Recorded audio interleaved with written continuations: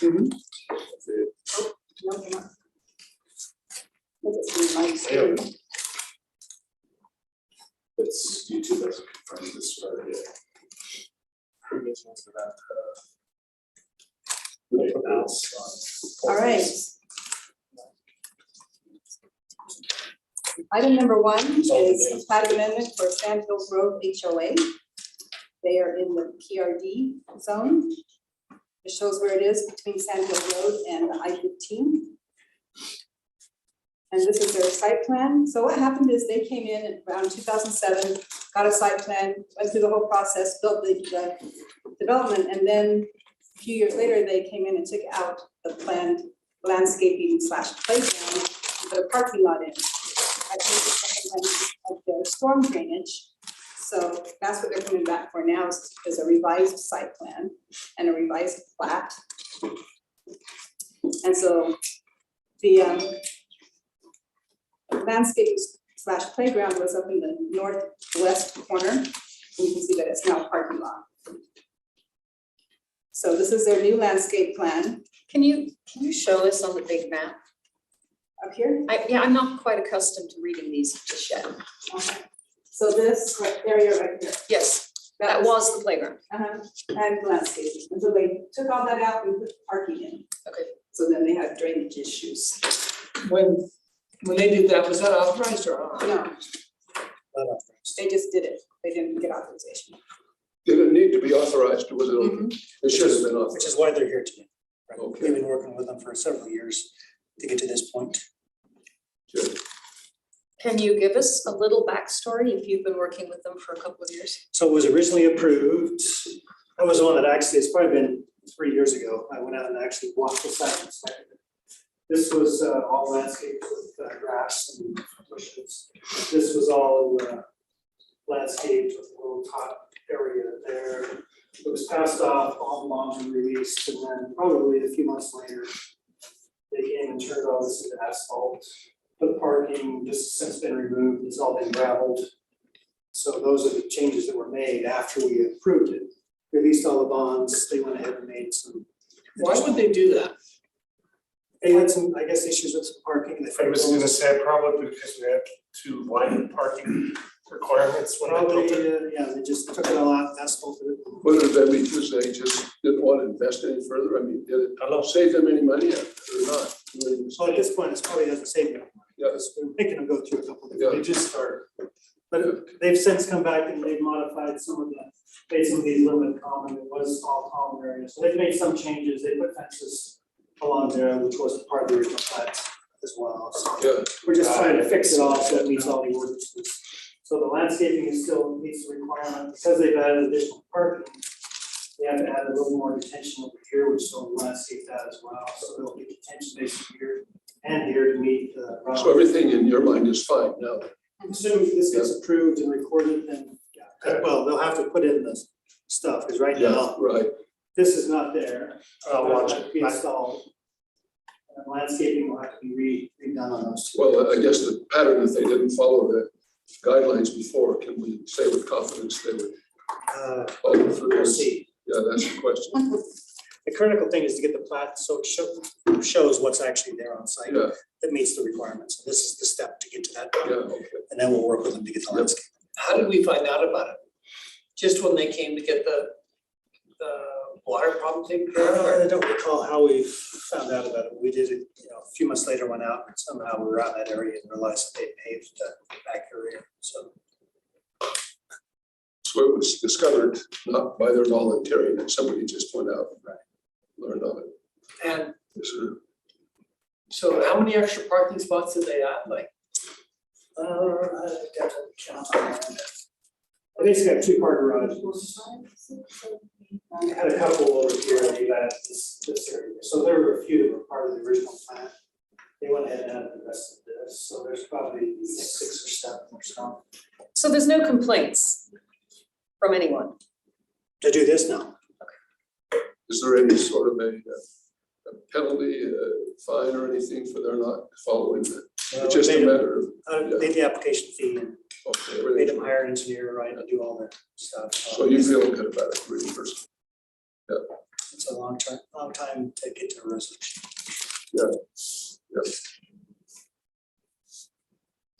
So this is a street, you can see that detention basin is not there in the front, it's just grass right now. But it will be there, And that was originally grass and trees, they took it all out, but gravel. so. Okay, Any questions on this one? no, All right, 3.2, Hidden Vale, Plat C. It's in the RA zone. It shows you where it is located. Off of 14 South. So this is a vacant lot. There's currently no curb gutter sidewalk or any structure on the lot. So they will be putting all that in as they build a new home. This is what the plat will look like. This is what it currently looks like. So you can see they have a lot of work to do. Any questions on that one? how many square feet? Well, it's over 8,000, I guess. Yes, I think it's on here. My question is, why are they coming for approval, just to do the grading, the putting in the curb and the sidewalks, or is? Because when you develop a lot, that you have to put in the improvements. So they also have to put water and sewer laterals in. We require the plat just to finish that. That's the last lot that's not platted. So it's different things that's required. So if it could have been vacant and already platted, and it wouldn't have been a problem. is what you're saying. Okay. If it were already platted, it most likely would have already had curb gutter sidewalk. It's kind of the last lot on the whole area that just ended up not being developed, most of them. Just kind of, To get utilities, they'd have to tear up the road. so they're gonna have to do utilities, water, sewer, all that stuff, so. And Does corner this lots have a lot of normally come- sidewalk. Does this type of thing normally come to the planning commission? We haven't seen that before, have we? It's not uncommon. Oh, it's not uncommon? Okay. There's just not a lot of land to subdivide. You're right. That's why it doesn't come. Any other questions? Last one is 3.3. This is, I didn't really have we call it a rezone, but it's really for the development agreement. They came in, the original owner came in, this is on 2000 South in Geneva Road. The original owner came in and got a development agreement. First of all, it got rezoned to C2 in 2020.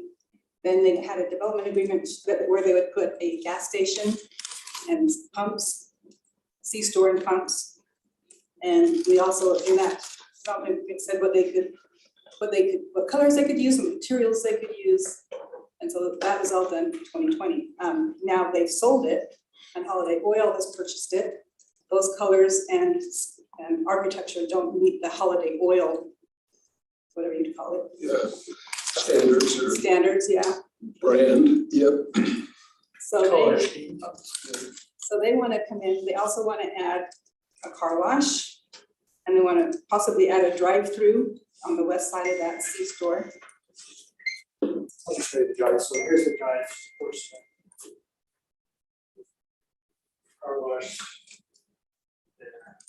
C-store is in the same location that was originally approved, pumps are the same location, same number of pumps. They want to keep the hours of operation, all that kind of stuff stays the same. What they're wanting to change is the type of architecture, right, from The what? can you go back to the elevations that were approved originally by the council? Go to the, where this slide just shows the attachment. So here's what was originally approved. This is the style of building that was approved by the council. So you can see the gable, different things like that.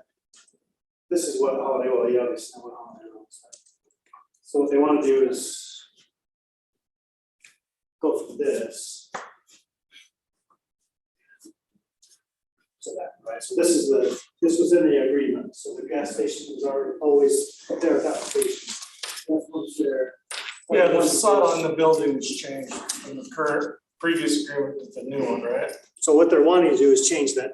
Right, but in the next page, it was, they also want to add a car wash, which wasn't there. That's correct. And the drive-through, which wasn't there, right? What's the drive-through for? Yeah, what's the drive, is it a So you can get a drink without getting out of your car. Think Holiday Oil, you can pull up to the Holiday Oil and order a drink or whatever, and they can. Take your bag of M&Ms without getting out. Yeah, Which would kind of increase the traffic into the residential neighborhood, I mean, the noise, because people will be pulling pulling right in along that fence line, which will butt up against Right. the homes. So you have people driving there where the old arrangement, they would be up by the pumps in front of the business rather than along the fence line. Well, the original one didn't have a drive-through. There were, they had shown some elevations that may have had some restaurant inside, but you'd have to park, go in, Right. come back to your car. So you can see Cheryl obviously could show you that, hours of operation, the fuel restriction, all that, the dimming the lights at midnight, all that will stay the same. What they're proposing not to change, go to the next page. So the original agreement in 2020, which Steve and I were part of at the time, there was some discussion with the car wash, I think there was some discussion with the drive-through. I think we had talked to the applicant prior to the city council, I'd have to go back, but they basically took that option off, right? So the council didn't approve the car wash, nor did they approve the drive-through, obviously. They're coming through now and saying, well, we'd like to have that, but that's something these guys are asking in addition to what they're proposing. So as far as staff, is concerned, the gas station has already been approved, the rezone's already there, there's already a development agreement. Yep. The question to the planning commission today is, do you want to recommend that the elevations, meaning it goes from the one elevation to the holiday oil type elevation, To modify the agreement. right, to add that basically. And then do you want to then additionally amend to allow a car wash and a drive-through? I mean, that's really the only thing that's before you tonight. Can you go back and show us the map where the residential homes are in relation to this? Because I mean, we're holding a letter where this lady pretty much says, every resident in this area does not approve this. So where, is that them at the top? We're talking here, those were not built at the time it was. So you can kind of see it too on the map to the right. You can see the red C2 and then that subdivision of houses. Right, Yeah. Yeah, And what's the green? Open space. Green, OS 5, which is a 5 acre zone. So at the time when this was rezoned, there was, I think, 1 or 2 homes under construction. The rest of them were vacant That lots. rich house, it's a temple. So at the time it was rezoned, there is a neighborhood down here as well that came where's the temple relative to that? further north. Quite a bit further north? It's probably about Half a 3/4 of a mile. mile. Okay. So although they don't like the gas station there, the zone was already in place. Right. Yeah. But we can stop the drive-through and the You car can, wash. you can recommend to the council. I meant Orem can, Yeah. that's possible. So, to be clear, originally, they did want a car wash on drive-through and they got turned down. It was only, was that, you said there were discussions, was I it? believe there was discussion with staff, and we basically told them, and I have to verify my memory outside, but they didn't, I don't think, presented it at the council because they had realized that that's probably not That was a a no-go, far a stretch. and basically went without a drive-through and without a car wash. So we've had problems with car washes so close to residential in the city already. Yeah, and as far as staff goes, I don't believe the car wash is a great idea either. Don't think the drive-through is the most fabulous idea either. The fact is, there's a gas station that can already go there. Yeah. The question is, does the planning commission want to support that and say, yes, council, we're okay if it goes to be a holiday oil, or no, they can build it, the way that the elevation is shown here, and they can retro their building to look like that. That's basically I think that Steve can correct me, but that's kind of what we're here. You're gonna have some neighbors come in, they're gonna be a little upset about storm drain, you're gonna be upset about some different things that we haven't really solved yet, because they haven't really applied for a site plan at this location. Access, UDOT approvals, Provo approval, that's a Provo street. They have given a preliminary access to that street. UDOT has limited their access on Geneva. So a lot of these issues are still gonna have to be worked out. But tonight really is, do we want to amend the development agreement to allow a different type of gas station? I see. The fact that the gas station is already allowed isn't the question. Yep. The zone's not the question. It's really, do we want to amend the agreement to allow different elevations? So the agreement was, is everything tied to sticking to that agreement? So there's, So basically, it reverts back to its old stuff if you don't want to do it. so if the planning commission and city council ultimately say, no, we're not going to amend the development agreement, then they build to the old standards or don't build. Or basically. sell it again. Or sell it again, because really, right now, the property is tied to a gas station, subject to the development agreement that's in there, which basically limits it to a gas station. no other option for them to do anything else other than a gas station at these elevations unless it's modified. That's what they're here tonight, is to modify it. Now they're asking a couple other things, which that's for you. Or they would push to remove the developer agreement, do something different. Right, They can't find a combination. right, and that, yeah, that could open up then the Okay. rezoning question as well, so. Yeah, I just wanted to make sure of that. So I just want you, that letter kind of outlines some of their issues with, you know, zone, with, Right. which so are understandable, but that's not the question. That's not the question. So are normally amending development agreements, are development agreements also a public hearing? I thought only rezoning for public hearing. So let Steve address. Well, we're actually kind of treating this like a rezone. So we're basically taking through this through the same process as we would a rezone. Just because this development agreement, you know, would be granted some additional rights on the property that don't exist right now, and so, yeah. So you can almost think of this like it's a rezone application in a sense. I think this is important. I'm concerned three people aren't here. Can we continue this too? Or I guess It's possible. I mean, I guess unless four of us, It has to be It's unanimous decision. either way, either we recommend or we turn it down unanimously or we continue it. So if it, yeah, so say you vote 2-2 or 3-1 or whatever, so it would go to the planning or city council with no recommendation. Yeah, It has to be a 4-0. Because it's not a full quorum. Well, you can also look at her letter and see that it was a 3-3 split the first time with the Right. planning commission. So if it was a 2-2, I mean, It would go the same with no Go the same, recommendation. yeah. They would get the minutes, they would get everything that you discussed, but there would not be a recommendation. well, they're opposed to the gas station in the first place, but it's too late. So most of the properties, just to give you a little bit more background, most of the properties in that subdivision were owned by developers. Right? They're owned by contractors who were building a home either under spec or they had a contract and they were just building it. So when we mailed notices about the rezone, Yeah. they would have gotten, Yep. the owner got them, not the potential buyer. Right, So- So these guys have come in after the fact Yep. and discovered, dang, it's a gas station. Yeah. It does say, we understand that today we were dealing with the reality that the land behind our home is zoned for a gas station. The decision was made back in 2020. You know, we cannot change this in a meeting, however, we don't like the other stuff. Yeah, and that's perfectly reasonable for the planning commission to say, no, we don't like the car wash, we don't like the drive-through. The car wash would be held at the same hours as the C-store. We wouldn't be 24-hour. Midnight to 5 in the morning. Yeah, And I'm not, having the issues we've dealt with the car wash on the street here, I don't know that we really want to encourage another car wash right next to a residential.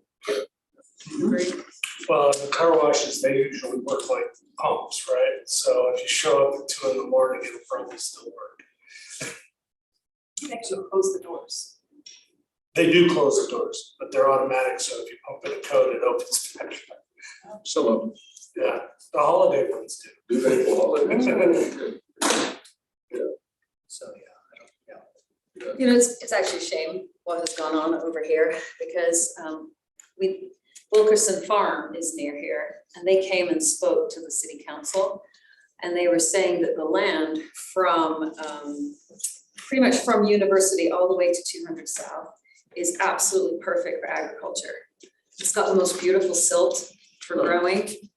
And they said, I wish that people had known that we could have protected just that little triangle for agriculture because it grows trees and plants absolutely beautifully. It's interesting that you say that, they say that, but then they put a carnival on top of it. I would think that they would. Well, they Preserve for can't manage any more land. They have quite a bit of farmland already and it's just run by a family. But they were saying, we wish other people would come in and farm it because you just can't create that kind of dirt. They want to adopt somebody. Who's telling me that? So- Wilkerson Farm, behind the carnival, they have got acres. So there's no overall potatoes there, there's no rocks or anything, that would be crazy. Might be deeper. Yeah, it's deeper. Well, they're off the bench, so. Yeah. Have you seen the rocks they pull out of this hole that they're digging outside? I mean, rocks Never seen so many rocks, Big ones, except in a rock Yeah. gravel pit. They're in an ancient woodland.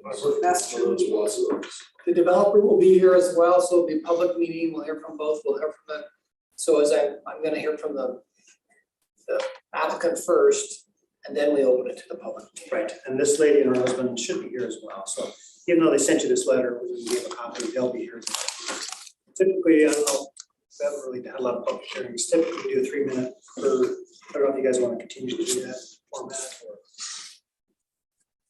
We can do that time around. yeah. It's up to the chair, your discretion on how you want to proceed after that. How many homes in that neighborhood? I mean, we're expecting tons and tons of people, do we know? We know these people will be here. There's not very many. Uh, You can Well, see there's 2, 12, 4, 13. 6, 8, 19. okay. There may be some from Provo as well on the south side. What's the date of that? It doesn't have a date on it, does it? When did we get, this was We an received this email. today about 3 o'clock. Oh, just today. It's good.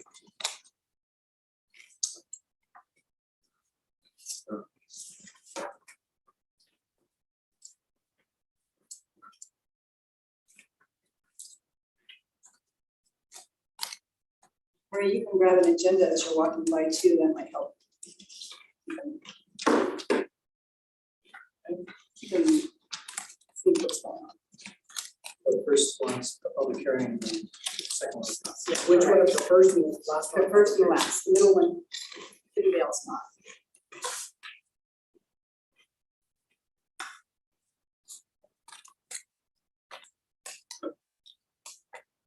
So that's all we have.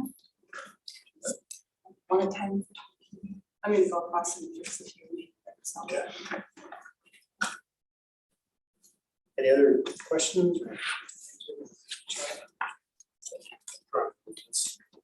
Dissertation. I appreciate the work done.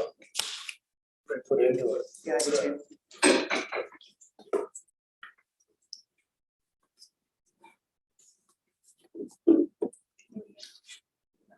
So how do we know if some of their statements are factual? It said, even UDOT does not recommend a site proposal based on traffic patterns and a misalignment of access points to the surrounding area. It's not factual. It doesn't look like it's factual, but how do we know? So we haven't gone through the final, concept plan, site plan at this point. But we have preliminary approval to have UDOT and preliminary approval based on access. So they have seen the original layout, which is very similar to what they're proposing. Okay. That's my stop. So I'm not sure if they've talked to somebody that maybe didn't quite know, I don't know. But we haven't initially talked to both UDOT and. My area. Wasn't below anything on the other side, I-50. Yeah, absolutely. It's all farmland forever. Yeah. So did we show up at 3:30 and we only needed to show up at 4? Do we have anything else to discuss today before we have our meeting? That's I think it. we have anything else on our agenda? We have a sandwich. We're asked to start at 3:30, so that's what we're. Yeah. Going forward, we'll just have an hour regardless. Well, I think it's good that we have the extra time to discuss issues. No, there's only 4 of you, but there was some request that we do some additional training or something like that. So Gary is gonna do that next week. Is Gary doing that? Okay. Saturday in 2 weeks.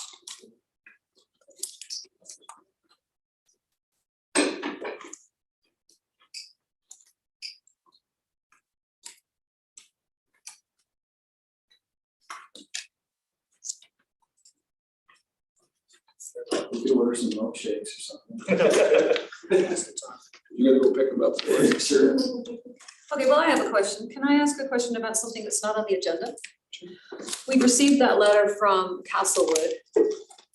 They've invited us to the neighborhood meeting tonight, which if we get out on time, I think we will go. But they are requesting a rezone from R8 to the PRD zone. Can you explain what that looks like to me? So they're wanting they want single family homes, but they wanna have a little bit smaller lots. I think what we're gonna make them do is kind of like, I don't know if you've ever have your map open. I don't have. They wanna do, so it's basically a church property that had a church on the middle. We're making any access into a PRD has to be a public street. So they have to either come in with a cul-de-sac or come in with a kind of a loop road that loops back into there. So to get some lots that they wanna have a little bit smaller lots. They're still around, probably just under 8,000, maybe 7,000 square feet. So still single family homes, but a PRD allows them to go a little bit smaller. What size of lots, otherwise what they have there? 8,000 minimum. Okay. So it's 1,000 less. Well, you don't quote me on that. Yeah. Yeah, I haven't seen the actual, Well, the PRD lets them fluctuate heavily in there. well, the only way, If they just need a little space, they could do an R the only seven. way it allows them to That's fluctuate what I is was if wondering. planning commission. R6 or something like R7? They could. So why are they asking for a PRD? More houses. They're all set with other standards, so PRD requires 2.5 parking stalls, I mean, there are some certain parameters that are required in a PRD, which is a little more, and then we tie them to an actual concept plan. So if it goes from planning commission to city council, we actually take that concept and it's actually put into the ordinance, so that in the future, if this guy wants to just flip the property, then the new buyer has to develop it exactly how it's shown. Like the gas station today. If they don't, then they come back through the whole process and do it again. So it does give a little bit of safer, not safer, but it does allow them, at least us, some assurance that what they're promising is what they're gonna deliver. If they come in for an R8 or R7 or R6, let's say, there's no assurance that we would get what they, obviously it's gonna have to be single family lots. But if they come in and show us a certain configuration, they're not tied to that configuration, they can flip it around or do whatever. The PRD kind of ties them to what they're proposing. Now, the PRD is also a rezone, so it goes through the planning commission and city council, and the council has full discretion on whether to say yes or no. Right. So whether they, get an exception here or there, that's up to the council to say, yeah, it makes sense, we'll give you a couple more lots because we're gonna get X, Y, and Z out of it, right? We're gonna be tied to this specific thing. If they say no, which they've done in the past, and councils have not always approved all PRDs that come before them, then their backup plan would be to develop it as an R8 and just do single family lots, only a little larger lots. And if we do a whatever the other one is, Yeah. can they do a bait and switch on us? Kind of like this gas station has done, No, well, the PRD would be tied to their the plan. concept. Now, can they come back and a new developer come in and request something different? Yes, but it would have to go through the same process. Just like these guys are coming back today and then go to the council to amend the development agreement. That's the point of that development agreement, is if you want to change, you go through the public process and everything's out in the open and you go, they can say yes or no, or we can modify yes this, but no to that. That's the whole point. Just across from the cemetery, where is this? Right next to the cemetery, so there's an empty lot next to the cemetery on Fourth East, and then the church is right on the corner. So they're actually buying the church. The empty lot is actually the cemetery's phase 2, right? That's not part So of it's not this. part of it. It's just the church. It's been a phase 2 for 50 years. Probably for It's not dying fast enough. Nah, I mean, my grandparents are in that cemetery, so. I don't know if it's a lot more expensive or why, anyway, yeah, I don't know. That's not I the can't question. remember there, it's only tied to one mortuary for one thing. So, because my grandparents were going to go with one mortician. And they switched them completely because my grandma didn't want to be in the ground, she wanted to be in the mausoleum, so. They had to switch, the provider just to get into the mausoleum at the Oh, wow. cemetery, so. Interesting, okay, I didn't know that. Is this the first church that's kind of been converted over? Oh, no, No, I'm going to the one that this is previously. the third or fourth church. And are they all, do they all go to PRDs or do some stay R8? So we've had one over by Bonneville Elementary School about 2 years ago that just went standard R8. We had one here on about 1000 West Center Street, or East Center Street, that actually came in for a PRD, twin homes, and that was denied, and they've now since developed it as just standard lots. Trying to think of the other one. Tonos High School, that was a vacant lot, there was no church there, but that's a standard. Yeah, R8 as well. we did that one. So were these lots where that was a church? And so that was, yeah, So that was my friend's family farm, I heard. so they just simply took that church out and did standard lots there.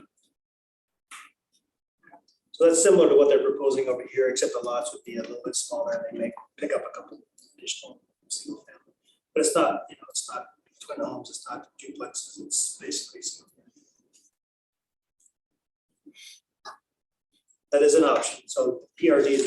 standard that does allow people to develop as long as they can comply with the standards. Maximum of 7 units per acre. Typically, what we see on developers is they maybe get 6.5. They just can't physically fit 7 typically on a, with the streets and all that required. What's an acre, 44,000 square feet? 4560. So that's. And that's about, How many a little over acres? 6,000 It's square about feet. 2.3, I believe, ish. So your standard subdivision is about 4.3 units per acre roughly. So those homes around there are probably pushing a little over 4.5 maybe. So they're a little bit smaller. What would you say is the most common lot size in the city of Warren? 8,000 square. 8,000 square feet, not 8,500, but 8,000. That was, well, if you average them all out, it's probably above 8,000. Okay, but the most common would be what, 100 by 80? Majority of our zoning is, sorry, You have to have 80 feet of frontage. Is that what it is? Okay. 80 feet of front. Do we know when that will be coming? I've not made application. The first step for us is to require them to hold a neighborhood meeting. So you'll know before we do. So once they have that, then they can make application and then we go through the process and then it will come to you guys for recommendation. And yeah, that will be a public hearing as well, Correct. So I would like the others. with all the notices to the neighbors, et cetera, et cetera. So this open house will be to the neighbors, I assume, as well. So we provided them a list right within 500 feet. So basically we took a circumference, sent them the mailers and that's who they mailed to, or the mailing list, that's who they mailed to. We'll use the same one we. It might be more, because it was on the news last Oh, it was? night. Yes, Was it on the news last night? Why is that? people are upset about it, so they call it news. I mean, It's on channel 2. I've the watched. default is just to say, watched it oh, it's today. still R8. I mean, it's not. Well, I just mean it's gonna get more people showing up because it was on the news last night. The people are, I don't know if it's true or not, but the people are saying there's already a traffic problem and a parking problem in that area. Is that something that Orem City studies to see before we approve it? You know, if you don't live there, you wouldn't know. Yeah, not if it's an R8 zone. It's well traveled. There are There's a couple apartments. schools there. I frequent that a lot, but Canyon View's not too far away, we're Elementary, but there's apartments down the road, on that road between 8th and 12th as well. There's some right north of it right there too. Yeah, right next to the church, there's like 2 or 3 fourplexes. And I would say too, a couple things that to be aware of and be mindful of. The nice thing about the PRD is that, to Jason's point, it's either gonna be a single story with a basement, or it's a single story with the second story being what? It can only be so big. 70%. So there are those things that are kind of controlling about it. They can't have an accessory apartment. They can't have an ADU, which is an accessory apartment. If you go to those units that were on that farm by Bonneville, it's an R8 development, but each one of those homes can have an accessory dwelling unit. So essentially, you, in theory, could have 8 units there, With even more. but you could really have 16. Yeah. And there's a height restriction of 35 feet, so these people in the back, in theory, could have a home that's a single family home that's towering over them, that's in R8. So although it is kind of scary to hear PRD and 6 units per acre, but the reality is there's more things there. If you're looking at parking and ADUs and what the home's gonna look like, the PRD, it actually has some benefit to it in that there are some things that this is what you see is what you're gonna get. You're not gonna have the McMansion stacked behind you looking in or parking all over. I mean, really, you're restricted to so many parking stalls. There's no ADUs. I mean, if you're looking at a neighbor and a home, it's probably what you kind of want, because then you know what's coming versus you have no idea what's gonna be in there. And I know it's a hard sell and people don't see it that way, but if I'm living there knowing what's coming, I would rather know that not everyone's gonna have an accessory dwelling unit and they're gonna be parking everywhere spilling over. This is kind of a little community. And it might make a lot more sense. What does PRD actually stand for? Planned residential development. And so most PRDs have HOAs and HOA fees, all that kind of stuff, right? Which we don't live that right, but I mean, as a neighbor, it may not be a bad thing. just food for thought. I mean, I know everyone gets caught up in density, but anymore, we see so many permits coming in for homes that they're doing a remodel to put in an accessory dwelling unit, and then they want another access for their driveway, and how does it fit in? And I mean, all those homes in there that are single family could at least be a duplex, right? It just. Accessory apartment. What's that? Accessory apartment, Yeah, homeowner. I mean, it is what it is, right? So. It's just kind of keep it on.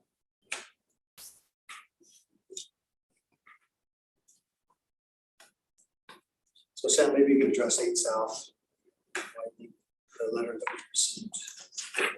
Maybe just talk briefly about that. Yeah, and I spoke to Murray a little bit about it too. I mean, it's been identified, right? We have that overpass. Whether or not it's 5 lanes or 3 lanes, we really haven't identified it. In the update, it talks about, hey, there are gonna be some congestion issues. It's not identified in phase 1, 2, or 3. 8 South, on the east side that goes into Provo, I think has been identified, but this area down here really hasn't been looked at to see what's gonna happen. Yes, there is a comment to help with some of the congestion in there for an overpass.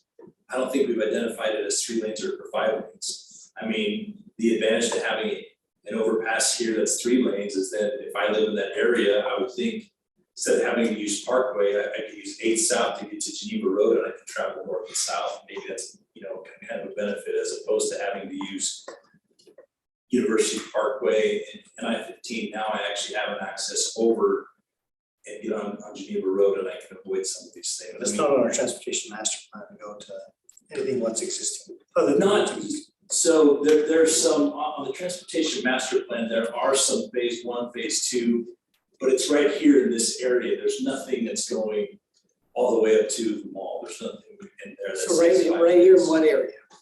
What's that? Right here in what area? Right here. I mean, if there's gonna be an overpass there, we have looked at an overpass that is just there. We're not looking at. That's not the plan. So the plan is the overpass is 7 South. Right, it's gonna go. Diagonal to 8 South on the west side. Well, I think all we've identified is that there needs to be an overpass. Like I've stated in other meetings, we would study it to see, okay, do we go further to the north, do we go further to the south, where does it land? Because really, we're not gonna want to be in the business to take out a bunch of homes, if UDU doesn't want it. I mean, the fact of the matter is 8 South is our road, all the way down there to 12th West, that is our road. So if we wanted to put in an overpass, and we being Orem wanted to have it at 8 South, that's what we would want to do. So. Sam, it does say 5 lanes though on the Yeah, transportation plan that you What if we submitted to don't want us. then we don't do it. But I can't just, see a boom to the citizens for it to be there, but to congest the neighborhoods. well, yes and no, it just kind of depends. I mean, I'm looking at it, if I live in that area and I wanted to go down to the airport, instead of having to get out to Parkway, cross Parkway and go down, if I could just cross, whether I'm going to 4th North, or I could cross there and get on Geneva Road and go south and avoid going on University Parkway, I probably would. I mean, for me, when I get around the city, I don't use State Street, I try not to use Center Street, I try and go to 4th East, I go to 4th West, I try and use these other corridors to go north and south, east, west versus jumping on State Street, jumping on Parkway. I'm just like you guys probably don't use those corridors if you can, if you're not on State Street, you're on 4th East, or you're on 4th West, or you're trying to maneuver throughout. But I think you made my point, is you're looking for different arteries, not just, people are now gonna funnel through that neighborhood You don't want. and congest those communities even more. I mean, I think the neighbors would rather take a roundabout trip to the occasional time to go to the airport than to have 50 extra cars a day in their neighborhood. Do you wind through a neighborhood though when you go places? I would say, Well, that'll be a really direct route. Well, so I live in that neighborhood, I Yeah. can talk out of both sides of my But mouth, you live I there, so you would wind. I can make the case that having an overpass at 8th would make it easier for me, for example, to get to the temple. It would significantly decrease my time to get there. Not, and yet, am I less worried about travel time or am I more worried about congestion? And so I'm not gonna speak for all the neighbors, but I would think the majority would be more worried about congestion than travel time. I think the majority. Again, I've tried to, in the past, I've tried to speak for neighbors, and people said, you're a NIMBY, that's only you. And no, there are 12,000 of us who didn't want to agree, it wasn't just 2 of us. So I believe that the majority of neighbors there will not, would rather take the, that's something we already have. I have to go, I go to Center Street or I go on University Parkway, though, and that adds extra time. How far south do you live? I live in 925 south, so. You can see his house on this map. Yeah, you can. It's kind of, it's kind of right on the corner of Campus Drive, let's see. Yeah, right. So 925 south is the next, up 800, there's a little cul-de-sac and there's the next one down there. So do you see, Let's see. yeah. Oh, there you go, you got labels. So right there, yeah. I'm going out, or I'm trying to go in and I'm going, sorry. Keep going out, that's no problem. Let's go in. But I just, Trouble us. again, I know from past experience that I can't speak for everybody. Well, it would seem to me, Because there are people who are gonna want. You can speak for Well, I live- it, they just get mad. I live at 500 south. And for me, I mean, the University Parkway is good access to get out to the west of the freeway. But I think over time, it's going to be even more congested perhaps. And like today, I had to take a neighbor girl to the Front Runner station. I had to go down University Parkway and get back. Yeah, this would have been very helpful. This would have been, she was in a hurry.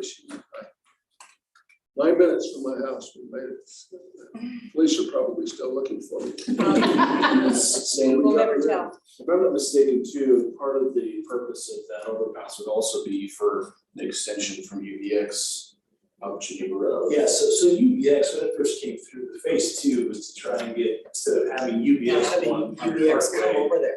So now UBX is gonna come through our neighborhood, That's, Well, no, UBX was just through, the plan go was to through- go up. go up Campus Drive. gotta go, yeah.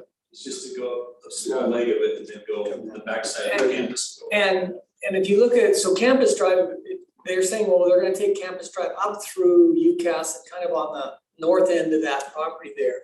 But then when it crosses I-15, there's no receptor at 700, right? So the receptor is at 800. So I don't know how you would do anything. 800 on the west side of the freeway, does it cross? It doesn't cross the railroad tracks, right? It just dead ends. Yeah, Yeah, it does, right up to the it freeway, actually crosses so it. you get to that Yeah, empty Thanks, good. lot on the other side of the you track. actually cross through. That's how you get to that area, is on 800 Oh, south. so it goes, there is a road that goes over the tracks. Yeah.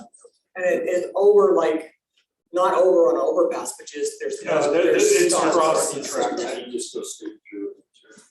Those are a road right against the freeway there that goes from 800 south, headed south.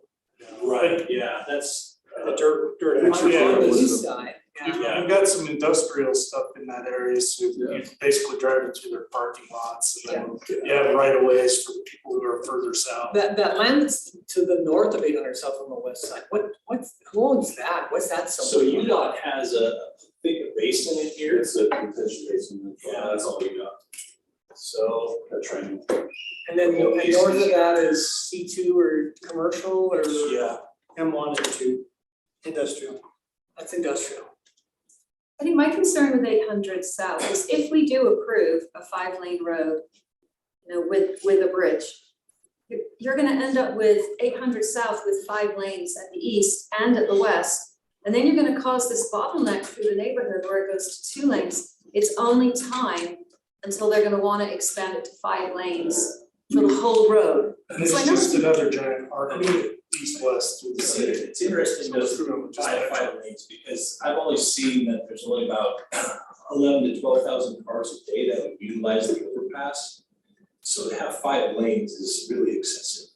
So I think my thought was always gonna be, it was either gonna be 2 lanes or possibly 3 where the BRT could be in there, but I just don't see it being a 5-lane facility. And to your point, to take 5 lanes all the way to the mall From an economic standpoint, to have people go there so we can take all their sales tax dollars would be great, but I mean, to go 5 lanes that distance, knowing that there's a pretty narrow section of 8 South in there, I think it's like from 4th West up a little bit past Main Street, I mean, it's just a lot of takes, a lot of buys. Yeah, And even right now, we don't have congestion issues there like we do on 8 East from 8 South to Center Street. That's, we have traffic there that almost would warrant, going with 5 lanes versus what we have here on 8 South. I don't ever see 8 South and 8 5 lanes because to your guys' points, there's really not a big destination. There is the mall, but it's so far away. And you have Parkway that always serves the Costco. And you have all of that traffic that you do there. So if they did do it on the, because I drove it, because I didn't really understand it. And there's some high density apartments right there and there's not enough parking. They all park along 800 South. They would have to move. What do you do if there's not enough parking in these buildings? And then you take away road parking? How do we resolve that? That's a good question. I mean, and that's one of our biggest struggles right now is that how do you regulate how many people they put in a unit? Right. I mean, because we don't want to be so heavy-handed that we have to hire someone to be an RA, essentially to go in and knock on doors and say, okay, everyone come out, let's see how many you have in here. Because we're all trying to figure out how to get people in affordable housing, how are we gonna get people doing this or that, so it's a challenge, I don't know, because Which project are you talking about? Where's it? I'm just talking about Summerwood the and all potential those 800 south. Oh, which high density housing? There's a subdivision on 8 South on the east side of Geneva. Yeah, I'm assuming it's the apartments built for UVU. That's what I'm assuming. It's Pretty just, close. it's just north of the church. taxes. On 8 South. I Stupid don't know, where houses. are those apartments? If you keep dragging it over, you'll see it. And that one's actually got an agreement with UVU to park on part of this property. What you mean on To the, get them off the street, actually. what you mean on the west side of the freeway, is what you're talking about? No, on the east side, but on the west side of 1200. That's what you're referring to, right? You said east side of Geneva Oh, no. Road. Those ones are the ones Which on. one? Which side of it? west. So it would be on the southern part of 800 south. That little blue line behind the National Guard building. Yeah, So you're talking about East Street? No, back, Which one's 800 south? see the little blue one right there? Fingers were right there. This, Up. Now go to the right. Right, up, right above your finger, right there. those are single family homes. No, right below that on the south side. On the south side. That's it's just that little square house. This square. Yes, That's it, that's vacant. What part of property that's single family? it's just above the vacant and on the other side of the single family. So this is the parking lot for the train. That's a UTA part. There's 2 homes right there. This is vacant, and then this is the big facility, and then this is the big, so this is the big parking structure.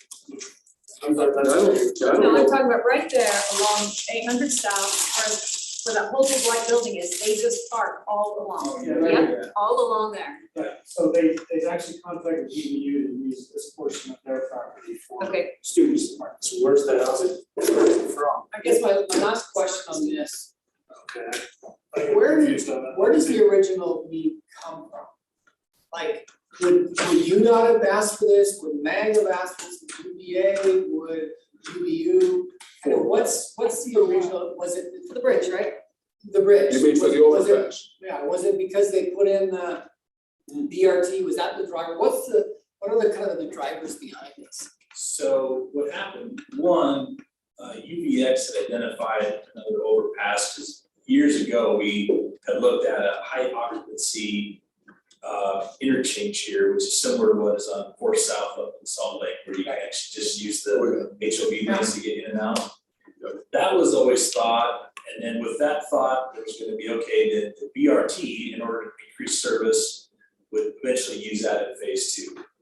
Then came along, we being Orem, myself, MAG, and UDOT, with UVU said, okay, how can we try and alleviate some of this congestion? Because for the longest time, UVU has kind of had their head in the sand thinking, well, we're not the big traffic generator.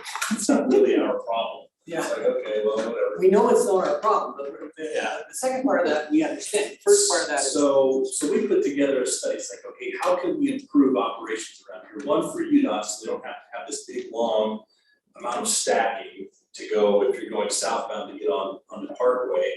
And then same with going northbound, what are some options to help alleviate traffic? So the people that are traveling through, citizens or the ones going to BYU traveling through, how can we eliminate some of this delay?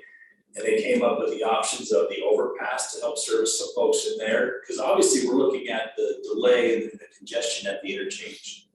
8 South would service this area to go from east to west or west to east. The northbound direct connect is one way to do it. The other one is where the roundabout is at Sand Hill Road. Make that a grade separated somewhat interchange. So they looked at all these things as well as 12th West, widening 12th West, doing some improvements at Center Street, 12th West. So they had a list of projects that could be done in order to alleviate some of the congestion. And one of them obviously is not overpass. And because it's so close to Parkway and Center Street, it doesn't really make sense to make it an interchange, but to make it an overpass, kind of helps with some of the traffic in there.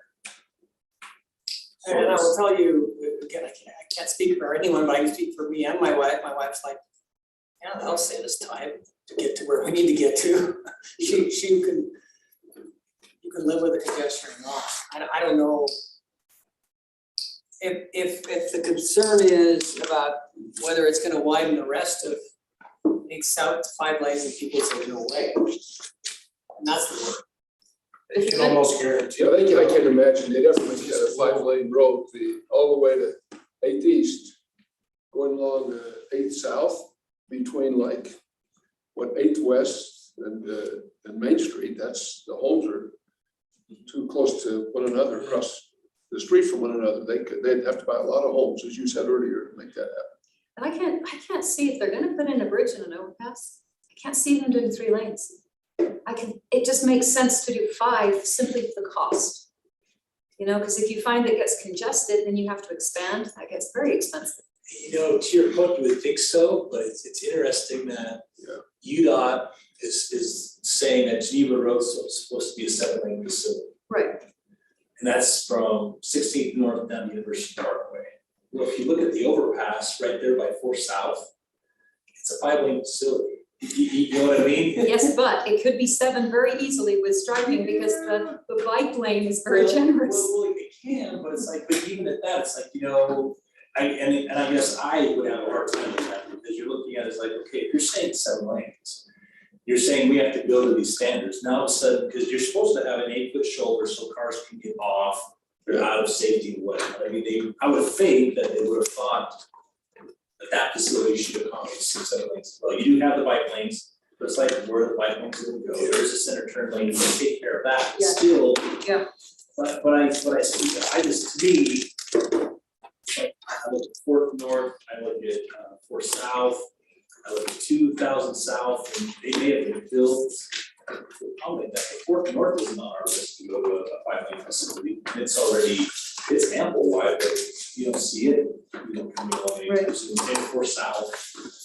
4 South should be approved at least to a 3-lane. It is a little between Farmers Drive and the Geneva Road. But it's not that congested. I drive 4, that's where we go all the time, it's 4 South. Yeah. It's not that congested at all. No. We handle lots of traffic. No, exactly. Well, that's the challenge, is that 8 South, 4 South isn't congested.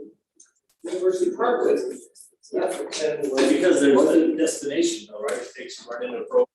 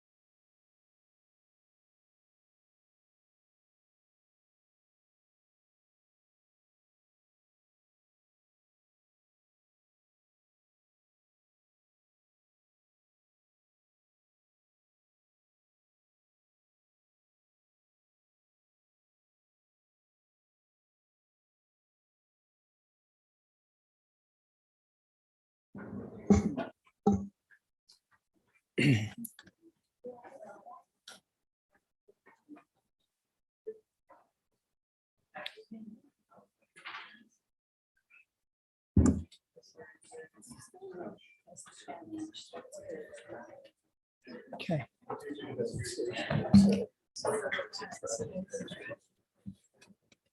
Yes. Well, just by putting, Know where you're going. oh. I see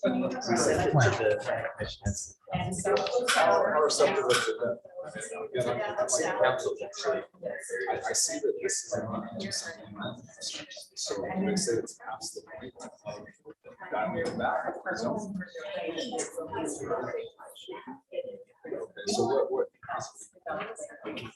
what? We need to find a state.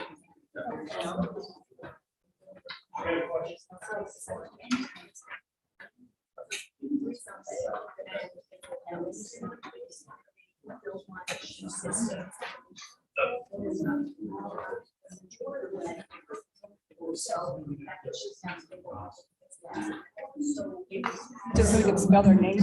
We just used it so we could spell their name correctly, but they just have to say their name. Of course. Oh. Oh. They're dangerous.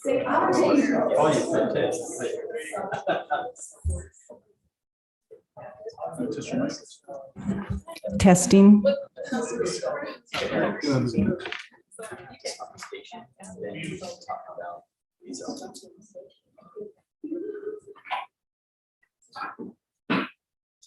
Looks like we're ready. You guys ready? Okay, welcome to the Planning Commission. I'll call this meeting to order. And grateful to have people here that are here for our public hearings. Let's begin with an opening prayer. We'll ask Jim Hawks here on the commission to offer that prayer. Hang on.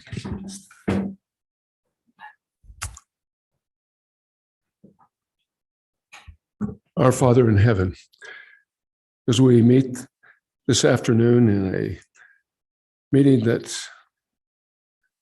affects us as citizens of this wonderful city of Orem, we pray that thy spirit will be here, that we will be considerate of one another, that we will be able to think clearly and to resolve issues that are before us.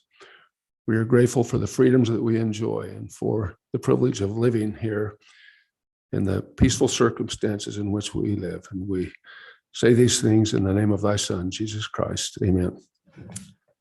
Amen. Thanks, Jim. And my name is Murray Lowe. I'll be acting as the commissioner today. Our commissioner and vice chair are out of town.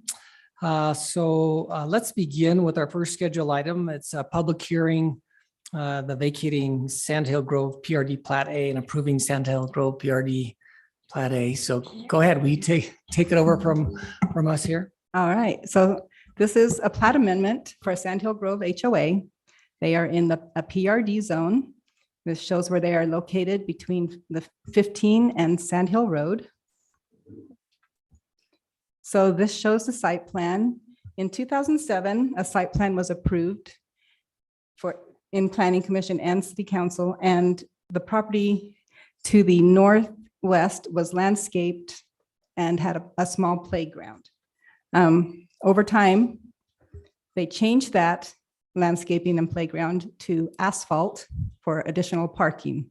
That changed the dynamics of the storm drainage, which became a problem.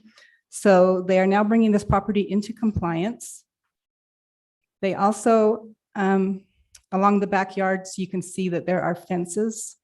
That was a common area. They are now changing it in the new plat to limited common so that they can also keep those fences for each individual unit. So this shows the landscaping plan. You can see that 2 detention basins have been added on the east side.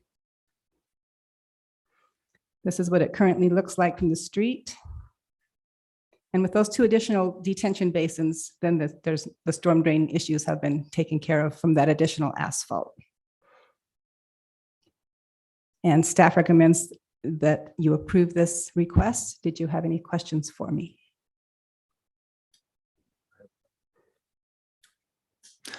We don't have any. Is the applicant here? We do have some questions for the applicant, I believe. Is the applicant here?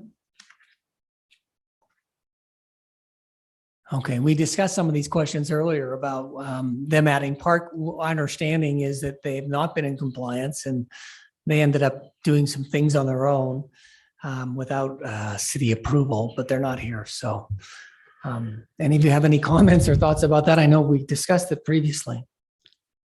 Well, from our earlier discussion that you're referencing, it seems that they're in compliance with the guidelines of the city and the city ordinances. So I think those concerns have been addressed. As a result, I recommend that we submit approval to the recommendation for the city council to approve that Sandhill Grove PRD Plat A. So I need to interject here. Sorry. We need to move. We actually need to have the public hearing before we make the motion. Sorry, thank you. And that's what Mike was in Okay. mind. This is a public hearing. Is there anyone here who is here for this part of this piece of the portion of the agenda? Thanks. Appreciate that, Steve. Any public comments? Okay, we'll close the public hearing. You can go to your motion, Jim. Okay, that I was awkwardly trying to state here. No, it's a rookie. We're all rookies here. Well, I'm a rookie all my life. That's the problem. So I move that the Planning Commission recommend to the City Council that the request to Jim, vacate. Excuse Go me. ahead. This is, Planning Commission has the final approval. So Oh, Yes. do we? Okay. you won't make a recommendation. You'll either I want to make a vacate the recommendation that current. we approve. Go ahead. Move that we vacate Sandhill Grove PRD Plat A and approve Sandhill Grove PRD Plat A amended, located generally at 537 West, 1770 South, and the PRD zone. I'll second it. Aye. Aye. Aye. So passed. Okay, Cheryl, next item. 3.2 is a preliminary plat for Hidden Vale Plat C. They're in the R8 zone. You can see it's located here south of 14th South and 100 West. This is currently a vacant lot. So the applicant will be putting in new curb gutter sidewalk on 2 sides, and they will be building a new home there. They also will be putting in sewer and water laterals because it currently does not have those. And this lot meets the requirements for the R8 zone. This shows what the new plat will look like. And this shows what the lot currently looks like. And staff recommends approval on this preliminary plat. Do you have any questions? Is the applicant here for this one? You're representing the applicant. Any comments? I think we're fine. Thank you. Great, thank you. Okay. Are we ready for a motion? So I will motion that the Planning Commission approve the preliminary plat for Hidden Vale, Plat C, located at 1428 South, 100 West in the R8 zone. I second that motion. Aye. Aye. Aye. Aye. So passed. Okay. Item 3.3, go ahead, Cheryl. All right, item 3.3 is amending a development agreement that is currently on this site. It's located at 1981 South Geneva Road in the C2 zone. This shows where it is located on Geneva Road in 2000 South approximately. And this is a concept plan in 2020, this corner was rezoned to C2. And they also had a development agreement tied to this lot. That development agreement had to do with a gas station and gas pumps. So this new concept plan shows the gas station and the same pumps, the C-store and the same pumps, but it also in addition has added a car wash and possibly a drive-through on the west side of the C-store. So there are differences between the current agreement and the proposed. The lighting will be the same from midnight to 5 a.m. The hours of operation for both the C-store and the car wash will be from 5 a.m. to, from 5 a.m. to midnight. The fuel pumps are the same. The current agreement has no car wash. The proposed agreement will add a car wash with the same hours as the C-store. And the current agreement has no drive-through, and that is also a new addition. This shows what the current agreement was approved and what the proposed agreement would look like. The current agreement was made, and then that developer sold the property to Holiday Oil. So Holiday Oil would like to make the new store look like branded Holiday Oil stores look like.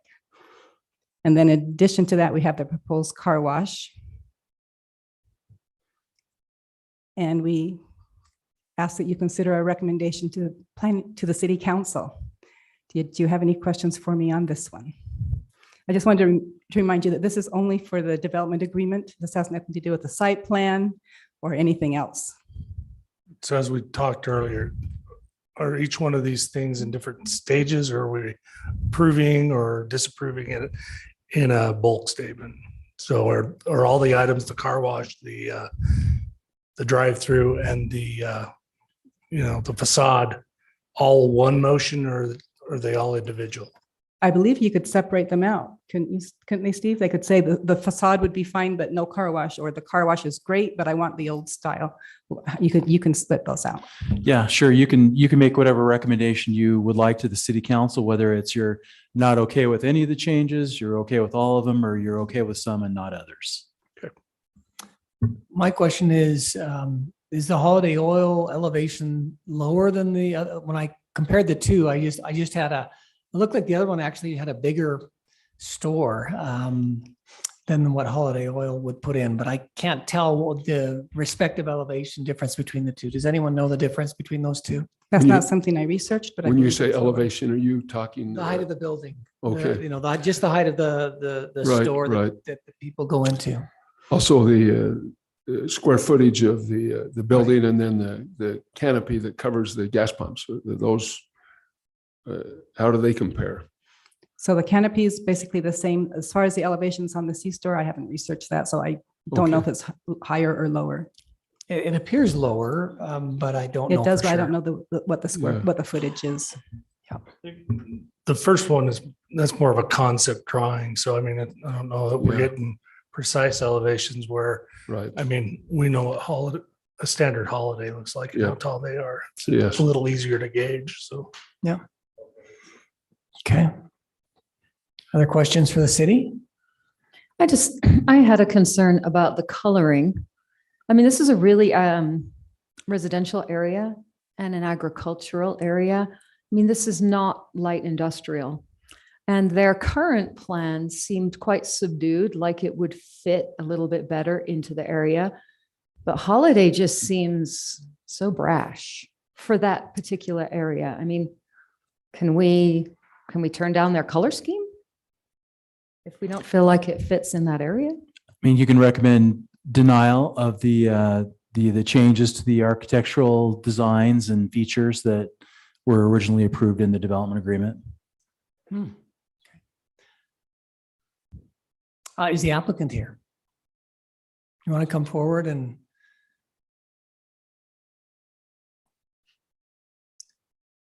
What else would you like to I share? didn't know if you wanted me up before or after the public hearing to Uh, address some of generally those as before. well. We Okay, generally have you before because we just want more context and more thoughts. yeah, so I mean, addressing some of the size, well, first off, my name's Brent Neal with Holiday Oil. To address some of the size of the C-store, I never saw their plans. So I mean, ours is 5,200 square feet. That includes that drive-through portion. The drive-through portion is not a second business. It would be a Holiday Oil aspect to it as well. So we would do the same drink, same candy, whatnot, out of the drive-throughs and also out of the C-store component. The canopy, it looks like they're doing double canopies where our site plan shows a single row of canopy. So the square footage is a slightly smaller on our size, but not significantly smaller by any means. But yeah, if you had any other questions, I'd love to address them. Or So have you purchased the agreement or are you just, do you have a more of an agreement to buy the property? so we own it. You own the property? Yes. Yeah, we bought that back in July. Okay. of last year, so. Questions? Are you maintaining the similar landscaping designs? We haven't done a landscape, I mean, we've done a preliminary landscape just because where this is just concept. But we have been working with some of the DRC as far as the landscape and what it requires and uphold to the city standards, but we haven't put together a landscape plan quite yet. Do all Just of your stores have the same look? Or are there So instances where they've varied it? So that's a good question, because I mean, the two in Orem up on Center Street and 1600 North, those were existing stores. So we bought those, did a little bit of a facelift, some signage. Our new store on 800 North and 1500 West, that is kind of our last 30 new stores is what we've kind of patterned after. And that's where you get the red brick, the red roof. The canopy just depends on if we go with Chevron or with Sinclair. So that kind of changes depending on which fuel supplier we use. But that is kind of that's been our new branding for the last 30 stores. And how many of your stores have drive up? So that's a newer concept. So we're actually launching our first store out in Lake And the car Point. wash separate, I was going to ask too, so. Yeah, so the drive-through component's our first store out in Lake Point opening in 2 months. So that's where we're trying just to see. I mean, we had some back in the 90s, but that fizzled out. I don't know for what reason. Nowadays, it seems like having that option is as good as if you've seen some of the other competitors, Swig and whatnot. People like drive-through. So we're just trying to see if that could add a different service or whatnot. Yeah, 1600 North store has a drive-through. They just never used it. So, correct. yeah. Yeah. And what about car wash? How many of the stores have car wash? How many don't? I would say 70% have a car wash, and the ones that don't are more so for like site constraints as far as the size. So we couldn't fit it on there. But we do have some that don't have a car wash. If you look at that one on 700 North in Linden on Geneva Road, that one was a smaller site that does not have a car wash. Where are you going to place the dumpsters? Because some of the residents are very concerned that Sure. the dumpsters are going to be in the back of the building, which is very close to their homes. So typically we put them in the back. I mean, we can work with staff to see if there's something. I mean, no one likes it along the frontage of either roads. So if we did something, Cheryl, do you want to put up the site plan? Is that possible? So we could, I mean, right now we're just showing it right there, just north of where the car wash is. We could move it over to the drive-through side because I mean, pickups are 6, 7 o'clock in the morning typically. So it's not anything where it's midday where they're going to be conflicting with a lot of traffic as far as through drive-through.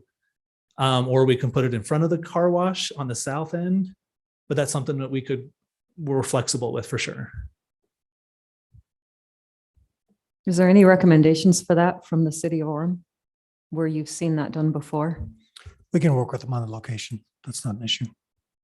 So if city council turned down the changes to this development agreement, the amendments, what would you do with the property? Would you develop it just as it is without the it's gas station? With the without- development agreement, I mean, it does show a gas station and, gas Yeah. station is a permitted use.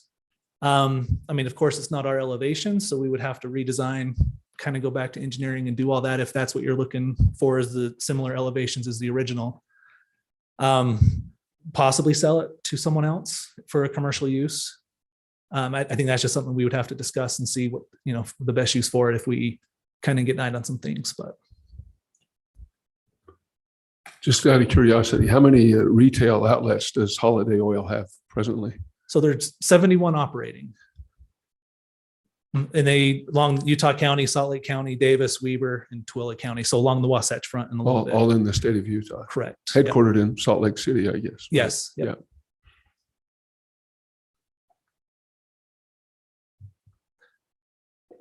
And so I didn't know, that was maybe something Cheryl or Jason can help with. So the original store on the development agreement, like you said, that was just elevations. I'm not sure if they were planning on bringing in 3 different uses.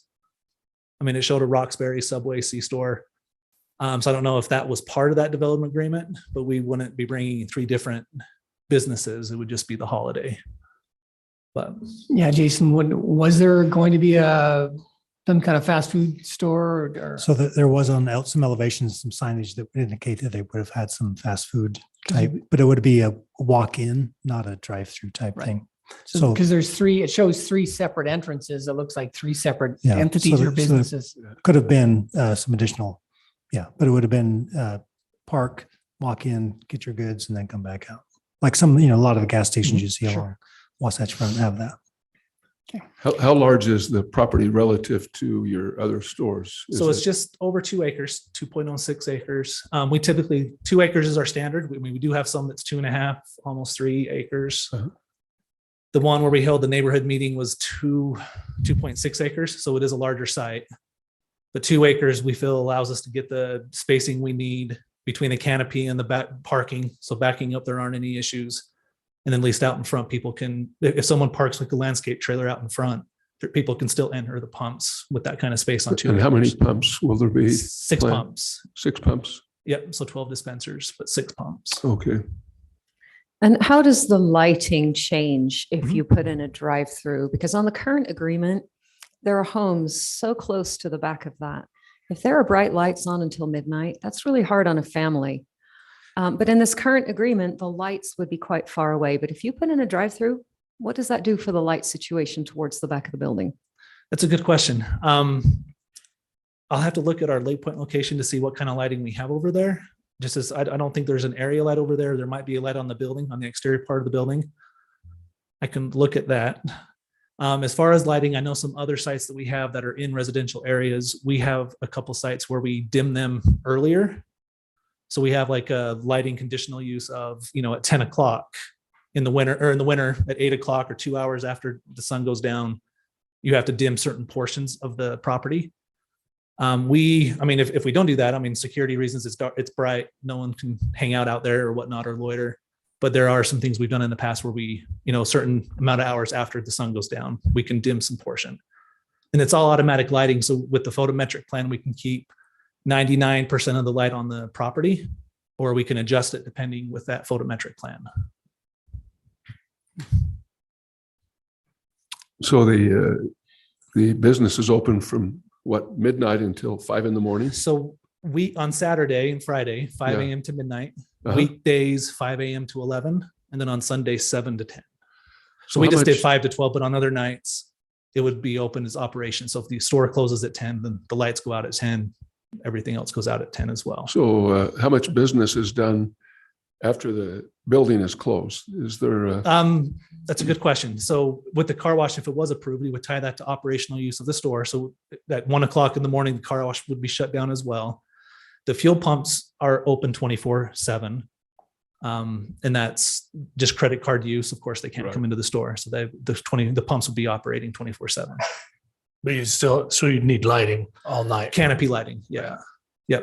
And like I said, we've dimmed those. We have them on just for safety issues and just security issues. But yeah, we can dim. Other places we have dimmed those as well.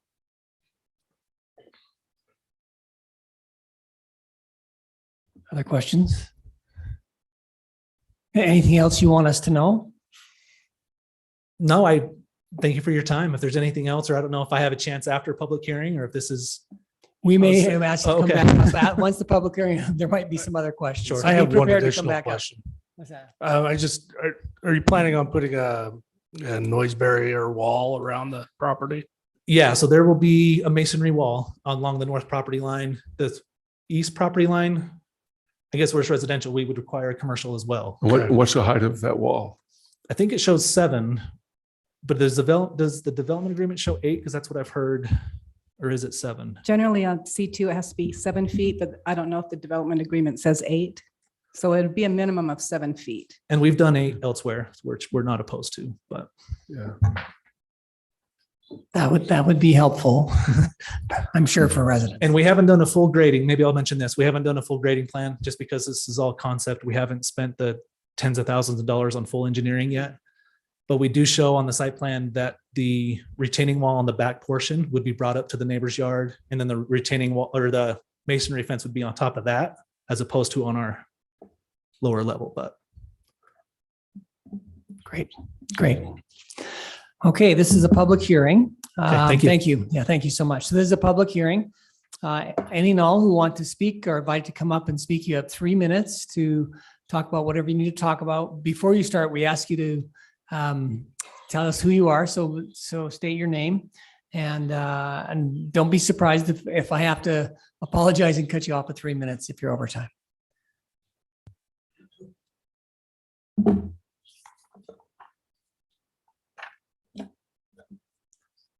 afternoon. Thank you for having this public hearing. My name is Hunter Kimball. I'm not an Orem resident. I live in Provo. And I just found out about this yesterday. I'm shocked. I've lived there for 3 years, less than about a half mile away from this proposed site. You live in the wrong city. That's the reason for that. I used to live in Orem, Okay. but conversation for another time. But I feel that we are a community. I love this area. I didn't grow up here, but I'm raising my family here. And it's so interesting when I found out about this yesterday, mind you, and I live half a mile away, just in the wrong direction, apparently. I read over notes from previous meetings. And one of the arguments was, or one of the questions posed was, why is this going into a neighborhood? And one of the rebuttals was, well, you know what, they do it, it's more common in Salt Lake City. I don't live in Salt Lake City. I will never live in Salt Lake City. That is a terrible justification. I don't want to be anything like that. That's why I live here. That's why I raised my family here. Between Orem and Provo, Family Town, USA, and Provo, I raised my family here because it is a fantastic community. And this gas station poses many threats, not only to my family and their health and well-being, but to property value, to the community at large. And I am completely opposed to this. I see that it's much further along than I wish it was. If I had known about this back in 2020, I would have been at every single meeting, everything. I'd be out there with a picket fighting this every single day. That is how against this that I am. These corporate vipers, they don't care about this. And I would ask each of you to think about this. May I say, Helena, I love you are approaching this in such a critical way. Thank you. Thank you for asking these questions for us. But I'd like to ask all of you, whether you live, close to a gas station or not, when it comes to this issue, think, what if you lived in that house right behind? What if you lived right where the Prices lived? What if you lived there? Would you approve this? What if you lived there? Would you approve it? Would you want to live right behind your gas station? And I don't think a single one of you could honestly say no, or honestly say yes, that you would want to live there. No way, no how. So I see I'm almost out of time, but my biggest concern is the environmental. We have agricultural area. You know what? That's all going to go away eventually. That's how it goes. People sell it off, unfortunately. That's one of the reasons I live over there. I love the farms. I love the fields, but I get that.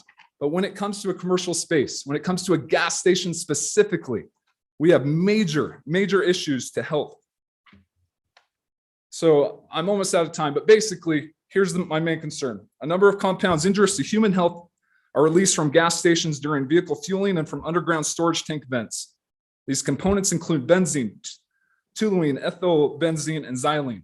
The list goes on. There are so many things that we don't understand, things we do understand that are detrimental to the health of us, but especially to our children.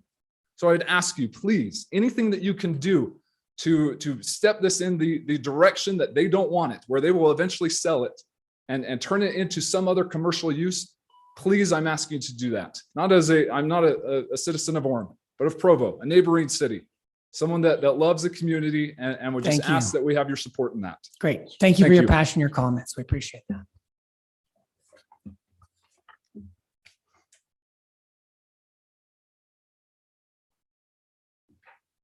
Good afternoon. My name is John Porter. I live at 861 West 1950 South, directly north of this project. I've asked that each of you be given a copy of my notes, so you'll have them handy. Maybe you don't have to listen to me, you can do something else. But there are several points I'd like to make. First of all, it's not on here, but this morning and several mornings, as I sit in my home, I can hear horses neighing, sometimes the geese. It's a rural area. When the city approved this development, they didn't even require streetlights. It's that kind of a neighborhood. And now there's this proposal that's halfway through to put in a big noisy gas station. And now Holiday wants to make it worse with a car wash, a drive-up window. So think about the drive-up window. Those cars are going to be waiting in line directly behind the houses north of the project. Fumes, noise, everything's going to be happening in backyards where people relax, where children play. There is no justification in any of this to have a drive-up window. That was basically not included before. There is no justification for including it now. And there's no indication of how they would ever mitigate the adverse effect this will have. Same with the car wash. The car wash you've all seen those car washes. Blowers, the brushes, cars backing up. This will be a detriment. And if they plan to run it till what, midnight? It's just unfair to make such a big change in a development agreement at this stage. I would strongly urge that the commission not approve those major changes. Now, I'm not real familiar with your procedures here, but there are several issues I listed, which I would hope you would take into consideration. You know, this dumpster that's right behind my house. Flies, odors, the noise of employees dumping junk in there. The truck comes once or twice a week. You know how noisy those trucks are, lifting the things up and dumping them and backing up. There has to be a dumpster. I mean, we're stuck with that. That'll bring not only the flies, but it'll bring homeless people. It'll bring criminal activities. So we need to protect my home, all of the homes in that neighborhood. The dumpster has to be somewhere far away from homes. I would recommend putting it on the southwesterly part of the property, maybe near the underground fuel storage against Geneva. It's out of the way, far from homes. Police come by, they can easily see it from all sides. They don't have to get out, walk up. Much better location for a dumpster. Yes, it's slightly more inconvenient for the employees, but that's the price they have to pay. Drainage plans, I understand now, have not been approved. There are many issues with that. Thank you. Sorry to cut you off there. No, Thank you so much. Appreciate gotcha. those comments. I hope you'll refer to Yep. these.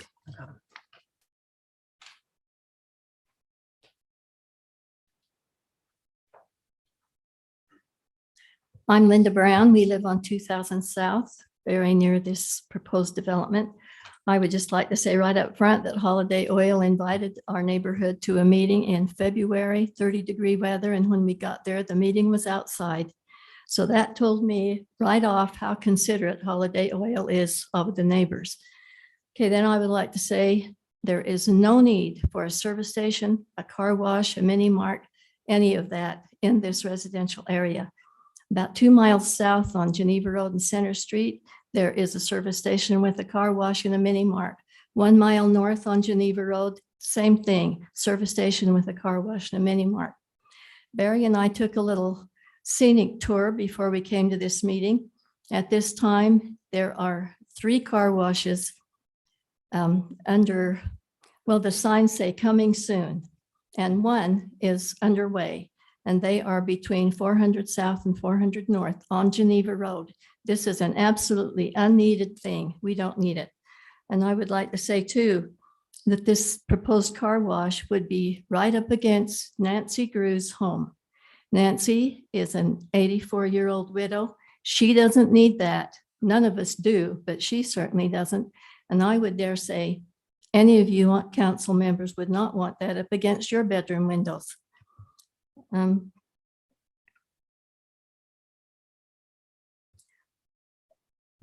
I think they've addressed the light pollution and the other things that would be my concern, and I would certainly go along with everything the 2 speakers before me have said.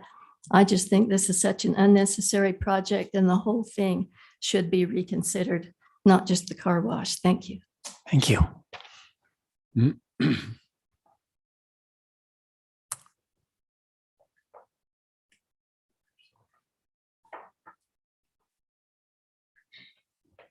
Like a riser or something. By the way, you're welcome to line up. If you're going to be speaking next, feel free to come sit on the front row. That'll speed things up a bit. So great. Hi, my name is Sydney Dameron, and I live in one of the homes right to the north of this. Our house is 15 feet behind where the end of the building would start and our fence would begin. A couple things I wanted to hit on before. I also have a letter that hopefully we'll have time to read through, but I think we have a copy of it as well. But just kind of to some of the points, when the lights are dimmed, crime goes up, and when the lights are on, we're dealing with lights. It's kind of a no-win situation for us, especially where that drive-through is concerned. In my opinion, the previous owner who put this development agreement together had no intention of creating a gas station. He got it when it wasn't commercial, and then he sold it for commercial. And so now we're kind of left with the whatever's left, and we have to make the best of this situation. So I would ask for your help to make the best of the situation and at least maybe get rid of some of the additional things that we're looking and being asked to consider. Another thing I would want to bring up is this site is actually about 800 feet from an academy that services children with autism. So just something to consider how close that is as far as tobacco use, criminal activity, all of that goes up. I'll just quickly read this because it sums up my thoughts a lot better than I can off the top of my head. But so my husband and I live in the home. It's on 849 West, 1950 South. And we were lucky enough to be able to purchase it during the height of the housing market and in a city that we have both come to love. My husband grew up in Orem and graduated from Mountain View High School and Utah Valley University. I also have a degree from Utah Valley University. And we were so excited to find a home in Orem, which is hard to come by, in a city that has become known as Family City, USA. However, not long after we moved in, we were informed of a proposed gas station that was to be built quite literally in our backyard. We came to understand that the previous city council allowed for a rezone of the land immediately behind our home from open space to C2 for the purpose of building a gas station. This was troubling to us for many reasons. Chief among them were what the gas station would do to our property values, to crime rates in our little neighborhood, and the challenges a gas station would introduce into our lives through noise and air pollution. As we continue to research the situation, we learned that a C2 zoning is one of the only commercial zones, where you are able to build a gas station this close to homes. In other areas of the city, zoning law requires at least 100 yards to be placed between any building used for gas station purposes and the nearest property line. For reference, the proposed station would be 15 feet from our back fence to the end of the convenience store. We were disheartened to learn that the previous city council would change the zoning of this area for the purpose of building a gas station when other homes within the same city are protected against such a development, presumably for the reasons of safety and quality of life. We were disheartened to learn that despite a 3-3 vote from the Planning Commission and against the wishes of every resident in the homes nearby, that the previous city council still chose yes to rezone this land for a gas station. This piece of property is the only commercial, we're gonna run out of time, I'm so sorry. I'm just gonna sum up by saying we strongly feel this area should never have been rezoned to a commercial space in the first place, but we ask you to please consider the negative recommendation to the city council as we try to make the most of the situation and keep our neighborhood a beautiful place to live. Thank you. Appreciate that. Your letter was delivered to the Planning Commission, so I think most of us have read the letter. Okay, So good. thank you so much. Thank you. Hi, my name is Zach Price. Me and my wife Carlin and our 4 kids, 8, 8, 9, and 12. I believe we were either the first or the second to build in the neighborhood, and we are right on the end of the cul-de-sac on the corner. Our home borders at least half of the gas station. We're right there, right on the north side of it. And this is very frustrating to us because if you go to the gas station, you look up across the field, we're up on a hill. You're at the gas station. Everyone there is going to have full view of our yard, our 4 kids jumping on the trampoline, playing in the yard. We're looking down on the gas station. There's a huge slope upward. This was our dream home. We built a custom home. This is our home we're going to raise our family in. We moved in under the premise that that was going to be phase 2 of homes. And from what I understand, it was during the building process that the change was made. We were not notified in any way, shape, or form. And that feels unbelievably unfair. And we had no say in it. We had no ability to fight. This was completely unbeknownst to us in any way, shape, or form as we're building our dream home. And hearing about this now, this is all bordering right up against our entire property. And it's mind-blowing that this was approved and even a possibility. And again, for us, the biggest thing is this is a matter of safety for not only our kids, but the other kids in the neighborhood too, but our kids here bordering half of this entire gas station here as they play in the yard and are on full display. And it's honestly, it's a deal breaker for us if this goes in, and it's very, very disappointing, very frustrating. And I ask that this not be approved, and that we go back to the plan that we all moved in under the premise of, because that is why we moved there, was for our families and for this to be a neighborhood to raise our families in, and for our grandkids to visit next door. And what we moved in, believing it was going to be. So our biggest concern is the safety of our kids, and that's in jeopardy with this gas station going in right up next to all of that and all of us. So thank you, and that's our plea. Thank you.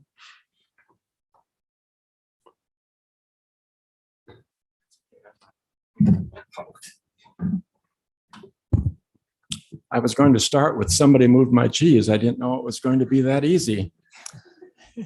My name is Don Barr. I live in Provo. I raised my family in Orem for about 20, 30, 40 years until they discovered that I had a Provo address. And so I've always been a Provo resident, but my kids went to Orem schools and everything else. Nancy and I share a year of birth, and I won't tell you what it was, but it's not day before yesterday. When I moved there, there were multiple dairy herds, and I had the pleasure of watching small trees grow to be big. We have, in the last few months, suffered through the installation of a light, which helps us so that maybe we are not quite going to be killed when we pull onto Geneva Road. I share with Nancy, Nancy Grew, the neighbor directly to the east of the property, the fact that we might not be able to stop it, and I'm not sure I want to, quote, stop it, unquote, but I think there may be a higher and better use for this. But then I think that about the fields, which destroyed the fields that were north of my place, because they are now called the fields. And developers sometimes name things after what they destroy. So I'm not sure I can say much more than that. I would not have it there if I had the choice. I don't vote for the mayor of Orem. I don't vote for you guys, but I appreciate you notifying me, because I am just a stone's throw. Probably even I could throw a stone at it if I wanted to from that property. So it's nice to be kept in the loop. Thank you. Thank you.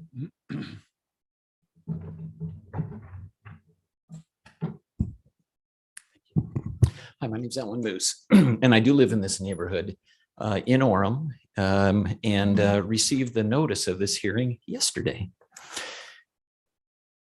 So I'm going to probably underline everything that's been said already, but I appreciate your patience in allowing me to do that.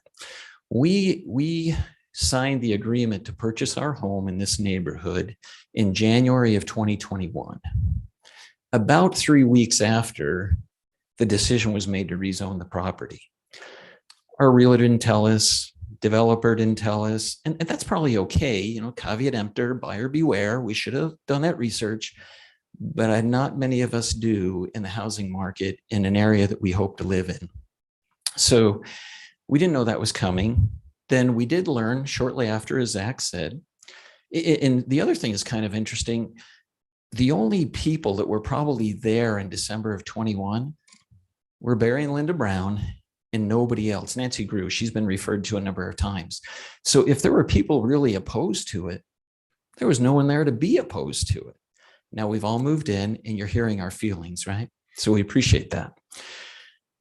I don't need to talk about the safety concerns. You understand that as well as we do. And I do appreciate the comment that was said earlier about the cosmetics of what will go up there if it is approved and how that will impact that neighborhood. It's a lovely residential agricultural area. Now it kind of looks like not that so much. I am concerned also about, does this even need to move forward? Has it been said already I can't believe that this is the highest and best use for that piece of property in a residential neighborhood. So again, I've just underlined everything that's been said. Appreciate your patience, but respectfully request that the project doesn't move forward. Thank you. Thank you.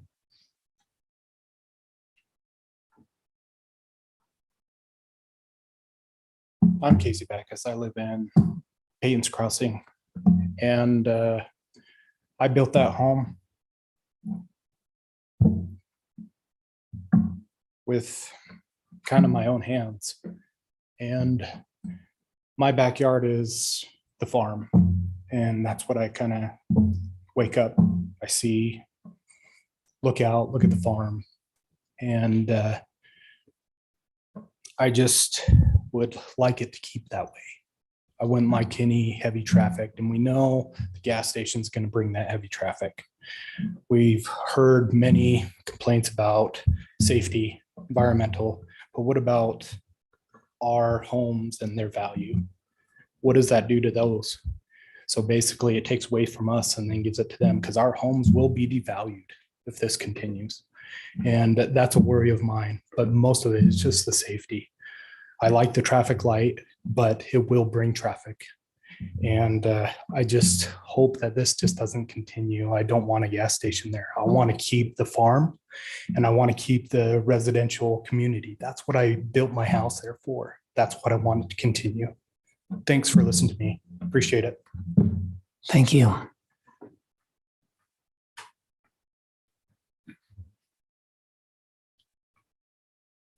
My name is Connie Porter, and I live right behind the dumpster. Sorry. When I went to the meeting in December, I asked one of the men there how that would affect them if they sold this property. And his comment was to me, we would lose a lot of money. And I've thought about this since December, what's going to happen to me and my posterity, because when I die, which won't be long, they will benefit from the property value of my home. And I'm very disappointed in the choices that the city made to change the zoning. And that's really all I have to say. I'm sorry I'm emotional. No problem. Thank you so much. I don't have any additional arguments to make, but I just want my voice to be heard that I also agree with what's being said, that I am not in favor of having this additional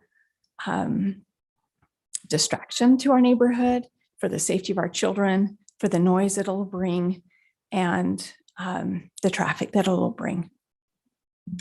Pamela Moose, and I live in Payton's Crossing.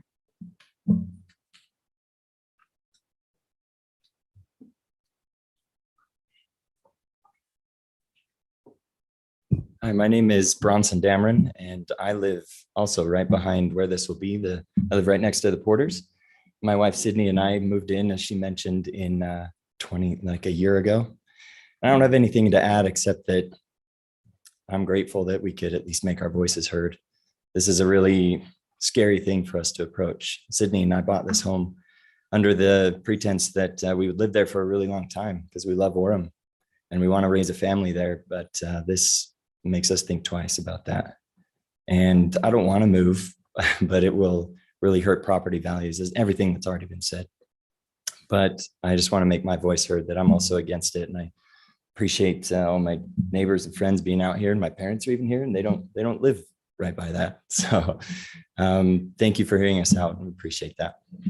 You're welcome. Thank you.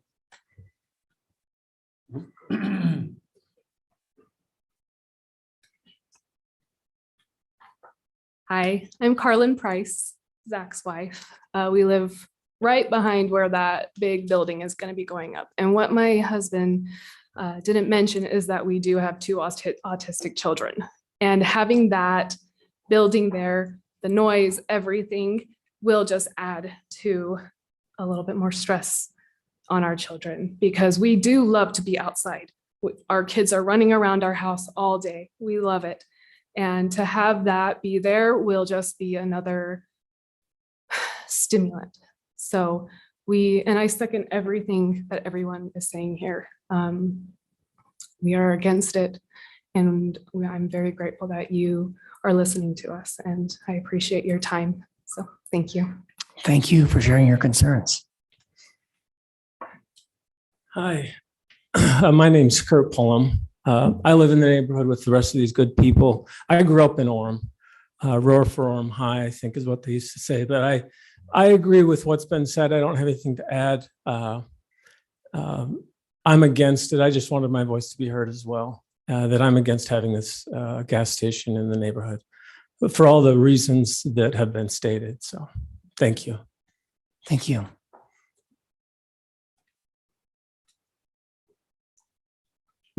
Hello, my name is Leo Vargas. I also live in the Baton's Crossing. I have 2 young kids, a third one on the way. And I mean, we're very concerned about this. Unfortunately, I haven't been as like, you know, we have some great neighbors that have been getting very informed, helping us understand like the negative, you know, aspects of this. And look, I'm all for development. I'm all for, you know, growing a business, you know, developing your business and growing that. But I really believe that things need to be done responsibly, transparently, and really, I mean, this is affecting a lot of lives. I mean, you sit here, like it's hitting me, just hearing my neighbors that I know some better than others, and just understanding like how this is going to affect them, you know, day to day. And so I just really want my voice, my family's voice to be heard. We value safety. We value the family atmosphere in this community. And we're opposed to this development.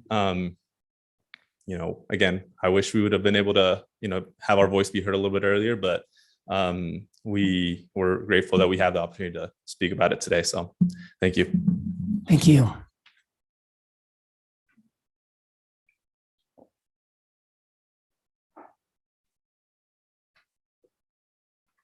I'd like to speak, but it's a little cumbersome for me to walk up there. Go ahead. Oh, go ahead. Should I slide it to you? Well, if it'll slide that far. So I'm a strange duck because I'm on the city council sitting here listening to the planning commission meeting, but I wanted just to make everybody here understand the process. I think you all know, but the planning commission will make a recommendation, and the city council greatly values their recommendation, and we'll look at what the recommendation is. Then it goes to the city council, and the city council then votes on it. So it's really important, everyone that's here that has an opinion one way or the other, to come then to the city council meeting and let those people know, because they won't know your emotions unless they're talking to someone from the planning commission as far as what your concerns and feelings are. So I just really encourage you to be sure to do what you're doing now, and then also do that again. Will this, Jason, will this be on the calendar in July for the, so this will be the first, the city council meeting in July. This will be voted on. And will it be noticed that it's going to city, they'll receive the same notices that it's going to city council? Okay, thanks. So anyway, just my comment, because you need to be sure both groups know, because the planning commission is that what they do is very important, and then what the city council does is very important. So and just a couple comments about that area. Since I grew up in Orem, and I think most of you weren't there when I was a 15-year-old riding my bike with a .22 pistol strapped to my side. We used to hang out down there. So I apologize if any of you lived down there then with my friend and I on our bikes and our pistols. But that's a really special part of Orem. And it's just kind of interesting. The Church of Jesus Christ of Latter-day Saints, whether you believe in them, in that religion, whether you don't believe in any religion, it doesn't matter. My point is, they realize that special part of the city.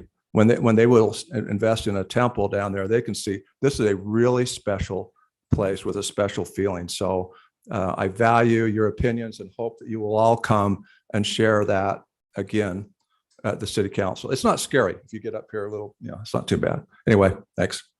Thank you, Carrie. State your Is name, this please. on? Yes, and please state your It's name. my turn. My name is Barry Brown.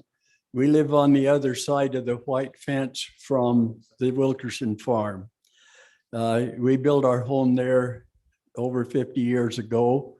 And the first concern I would like to address is the access to that station.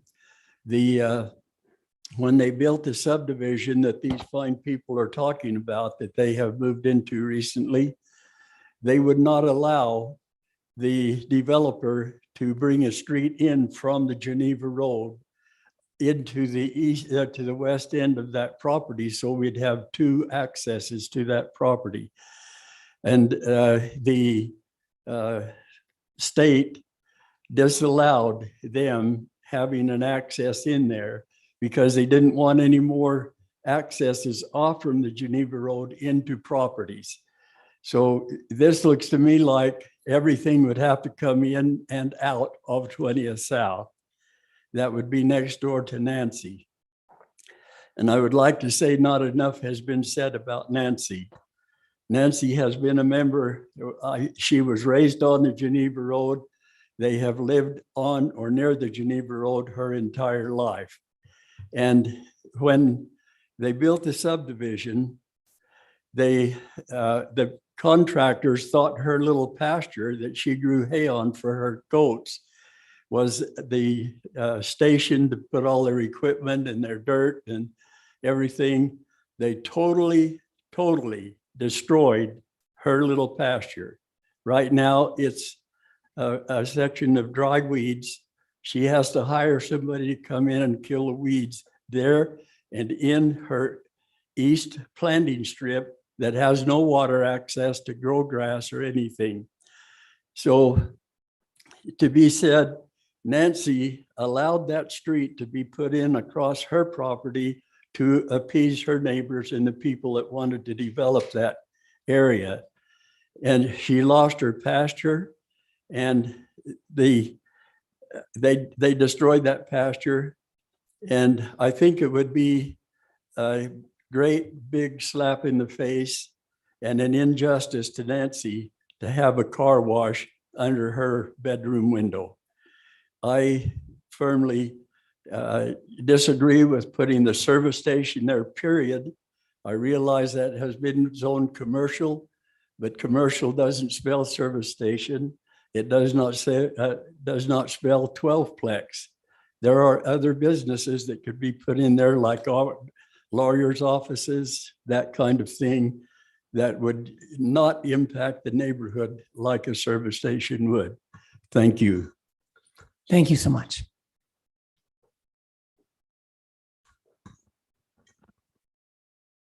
Are there any more public comments?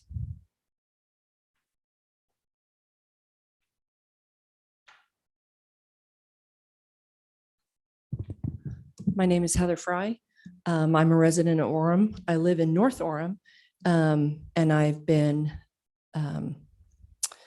doing all I can to learn more about how and why the things happen in Orem that have been happening. I've been a resident of Orem since 2007, but I've been using services in Orem since I started attending BYU in 1990. I have family that live in Orem, extended family, and it's been a place that has been a sanctuary for me in my growing up years. Once I became a student at BYU, to have a place to escape to. And that's what Orem has always seemed to me. My husband and I first, when we moved back after graduating, we found a home in Cedar Hills. And we kept coming back to Orem. And when we were faced with the decision of where to move so that we could better meet the educational needs of our children, of which we have 4, we found Orem. We could have gone to Linden, could have gone to Pleasant Grove, and we decided on Orem. And I am now in a position where my youngest has just graduated from high school. I have 4 kids that were Timpanogos T-Wolves. I have cousins that were Mountain View Bruins, and I now have an opportunity and have accepted the challenge of running for city council. And as I sit here listening to the pleas of these residents, it gives me hope that we still care enough about what's happening in Orem, that we have residents who are dismayed, disheartened, discouraged by the actions of previous administrations. And some of you might remember me. I was the French fry lady in the parade for Orem Fest. I was the one in the French fry costume. My last name is Fry. And I have to tell you that it is incumbent on our current administration to right the wrongs of the egregious catering to developers, the unconscionable, dishonest practices of holding hearings without notifying residents on both sides of the city boundaries, because all of those residents are affected. And as a mother and as a resident in an area where my land, the areas around me aren't being developed, aren't at risk to have those who would benefit most be hurt, be able to hurt those who benefit the least. And I support all of you, and I hope that I can do more to learn about the issues that are Thank affecting you. you. Thank you very much.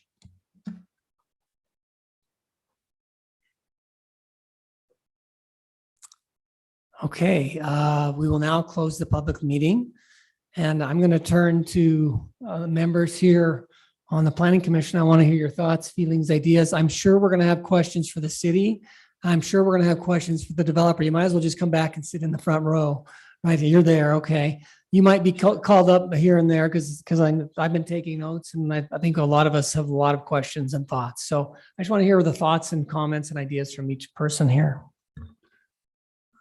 Well, let me say how impressed I am that so many of you have turned out and so articulately stated your positions.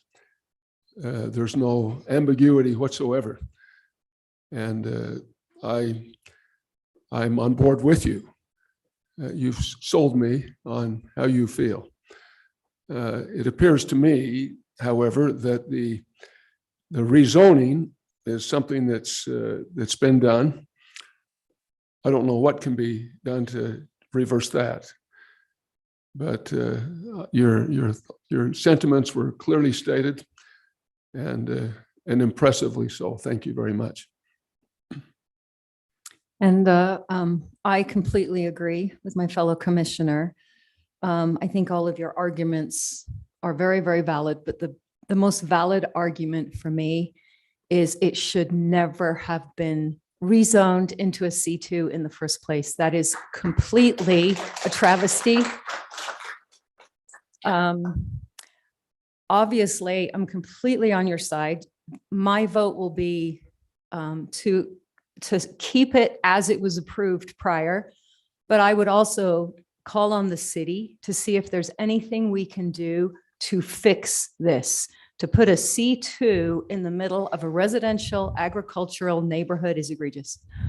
Can we ask some questions of the city on? Let me just thank them. Thank you for coming. Going, Please come Thank to you, the sorry. city council, because it's a very different mayor and city council now than it was in 2020, just as it is a completely different planning commission.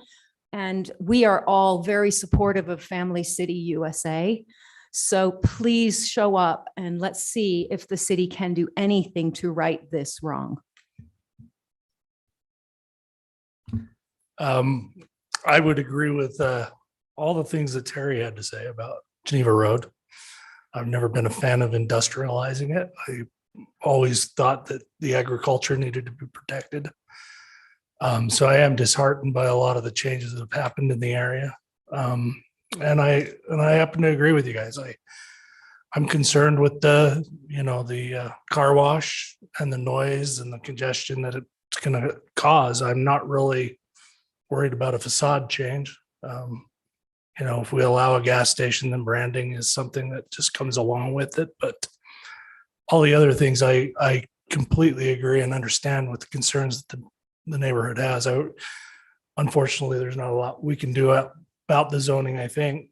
We're just an approval body at this stage, but maybe I there's think- something the city council can do. But I think we can do something about the appearance. I don't know that it has to be the bright, attracting sort of a business facade. Anyway. Yeah, and I was going to ask Steve, because I agree, I don't have anything to add, except, and we love businesses here in Orem, but there was a wrong. I mean, I'm upset. I feel like there was a wrong that was made here. And I'm also a businessman. I'm also a landowner, property owner. And generally, when things don't go through, your value is still probably going to go up. It's not going to go down significantly. I mean, you won't get the same kind of return that you were expecting. And I know you've invested in some capital in this, but I don't believe that, you're not going to suffer as much as the residents do if this doesn't go through. So I was going to ask Steve Earle and maybe Jason and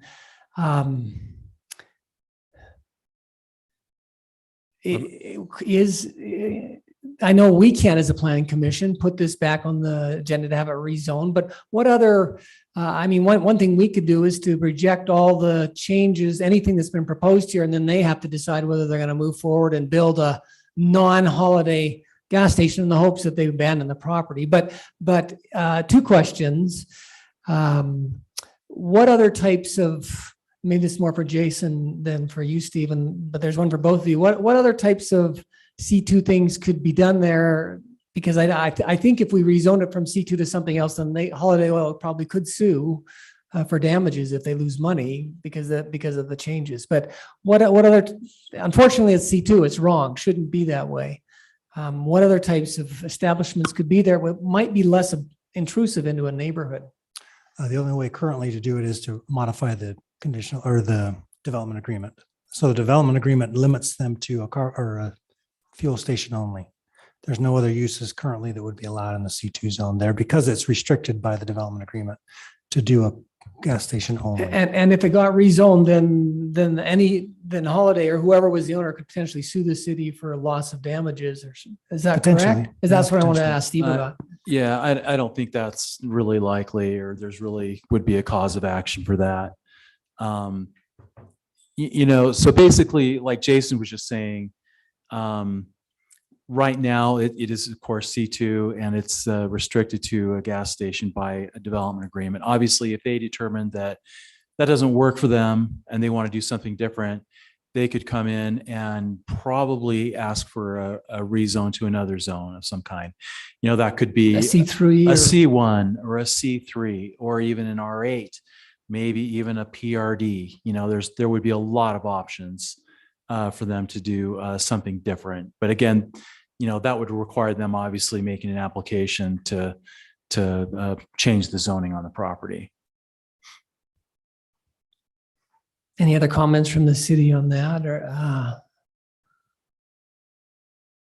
okay. Do you have any questions for the developer? I do have a couple of questions. I feel bad, and it shouldn't go without being stated that some people have taken advantage of other people. The full story was not told when some of you moved in subsequent to deals being struck and it was hidden from you. That is, in my mind, very egregious, and that's a bad thing. I have a question for the developer. They talked about some of the environmental impact and some of the venting and other things. Do you have, does Holiday Oil kind of just do whatever's in the law? Do you have any additional actions? I used to work for a steel company that was kind of on that same road, and kind of at the beginning, we were the worst environmental polluter in the county, and at the end, we were 10% of what the EPA required. I mean, we went above and beyond what was required because we wanted to have a clean things up. I'm not sure that everyone loved that, but tell us a little bit about some of the environmental remediations you'd be doing so that it doesn't affect the neighborhood. Yeah. So, of course, we have 71 operating stores. So with that, with the gas tanks, there's tons of regulation with the EPA, the DERR, Department of Environmental Rules and Regulations. I think that's what is through the state. So if there's any kind of leaks or anything like that, of course, they're very concerned. We're very concerned because that's lawsuits, that's shutting down the business. So yes, there are additional measures that we do take. I mean, we do double wall lining for the gas tanks, just to make sure if there is one leak, there's an extra protection. There's also safety measures on that. I know a lot of people ask, like when the fuel trucks are there fueling up the tanks, about the fumes and some of the things that exhaust that go out. So, 15, 20 years ago, you used to just fuel up the tanks and then the fumes were there. So nowadays with the fuel tankers, you have the tube, the fuel or the gas or the fuel goes in, and then there's another tube that captures, they say 99.8% of the fumes. Because the last thing we need or anyone else needs, someone walks by with a cigarette and throws it over there and there's a huge explosion. So it does capture about 99.8% of the fumes that do get put into the ground, into the tanks. So, I mean, I don't know if I can speak to particulars about above and beyond other than those, other than the upgraded tanks, and then just capturing what goes into the ground as far as when the fuel tanks are there or the fuel trucks are there. Does that kind of? Yeah, that's okay. And I was going to ask you if there are other things that you would like to say by way of response to what has been Yeah. said. No, and I was gonna say it's always tough being the one person in the room that everyone's looking at with. I commend you. You've been very, very. I've seen you take copious notes, and I appreciate your conciliatory attitude. No, but I was going to say, so when we had that neighborhood meeting back in February, about after 15 minutes, I realized we should have moved inside. I didn't know if that was going to be a 5-minute or a 25-minute, but when I saw the 30 or so people that were there, I knew that was going to be a little longer. So I think it was about an hour, maybe a little more than an hour. But the reason why we did want it at our store is just so people could see the lighting, hear the noises, look at what could potentially be in their backyard, trees, landscaping, and things like that. So hopefully they got at least an idea of, if the development agreement did get amended, what the store would look like. So I do apologize for that. And I can't remember, I think it was this lady, and I can't remember if I said it or our owner was there as well. So I don't know if he's the one that said pricing or the losses of money. Oh, that was you. I'm sorry. Did I say that? Okay. And I think, yeah, so I probably could have said that a little better. We were saying, residential pricing compared to commercial pricing is about 4 times the difference. So when we bought it from the developer who went through the zone change, they did that. They reached out to us about a few months after it was approved, and just said, hey, we have a gas station opportunity in this kind of zoning. A gas station is permitted use. Would you want it? So that's why we bought it at commercial use. So I mean, if we went from commercial back to residential, I mean, it is a significant loss, roughly 4 times the amount we could sell it back for, or to a different developer. So the developer's the guy that made out like a bandit, sounds like. He got that change and then sold it to you. And I'm not sure what he agreed to all these citizens. I mean, it sounds like he didn't tell them anything as far as what was going to, future plans. Other than phase 2, I heard phase 2 was supposed to be an extra row of homes behind. So I'm not sure what was portrayed, or like you said, there might have only been one person there at that time of the zone change anyway. So you well understand their sentiments. Oh, for sure. Yeah. If you proceed with this, are you able to change how it looks to better accommodate the neighborhood? You're talking like the brick, the aesthetics and things like that. I mean, that's something we could look at. Like I said, branding is a big thing of ours, especially on all of our new stores. We don't get so much hatred on the red brick. It's more of the red roof that we get kind of comments back on. Yeah. I mean, that's something we could look at and to see what kind of accommodations we could do. I circled, I mean, I can't address all of them. Yeah. How would you feel about the dumpster being put not on the back wall but really in the southwest corner, which is kind of, it's a different place, but it's as far away from the neighborhood as possible. Yeah, I don't have any issues with that. I mean, like I mentioned, the other stores, we have them sometimes in front of the car wash. I just don't know if there's easements through the cities. I know Provo City owns until back a curb, so they may have easements that may restrict, or if Orem has stuff along Geneva, or UDOT has easements that would not allow it. I'm not sure with that yet. We'd have to look at that, but that'd be a site plan issue, but we could definitely look in that corner for sure. Can I ask a question? Yeah. If Orem has a sleepy area, this is the sleepy area of Orem. As a business person, I wouldn't have thought it would have been viable. I use 2000 South all the time. Never think that I'm going to get gas anywhere close in that vicinity. I can't see it being a really big draw. What do you know that the residents don't know? So I wouldn't say what we do know. Like we do know the next gas stations to the south is that it used to have a Wendy's in it on Center Street in Provo and Geneva Road. And the next one is the Extra Mile, which is about a mile and a half north. So the way we look at it as with the traffic study, I should have brought that, but the number of cars that pass on that road daily, I want to say it exceeds 7,000, if I remember right. So we look at it as on traffic studies, when we get them done from a third party, that we aren't necessarily a destination kind of business. It's more of a pass by related traffic. So if it's 7,000 cars going by there anyway, we kind of view it as we may bump that up 1 to 3%. So we looked at that as with Provo High School being down there and just future growth anyway, that being in between a 4-mile stretch it's a pretty good business move for a gas station. But It looks like on the site plan that you actually do have an exit onto Geneva Road. Is that right? At the very on the northern I was end? going to mention that too. So I would have guessed maybe 2 years ago they said that, but with UDOT putting in that stoplight where it allows people to slow down, or if they're turning right, they have to at least come to a stop, or if they abide by the law, come to a stop. And so we got preliminary approval from UDOT. So we actually submitted for a conditional access permit, and it's under review right now with them. So the likelihood of it being approved, according to our pre-application meeting, they said yes, but then it's not a formal approval yet. Jason, And honestly, if it was one access, we wouldn't go to a place that has one access. Yeah. Why would UDOT approve an access for a service station and not for a residential neighborhood? It feels like there's a double standard. Well, that was before the light was in, right? So that was not in the play many years prior to that when that subdivision came in.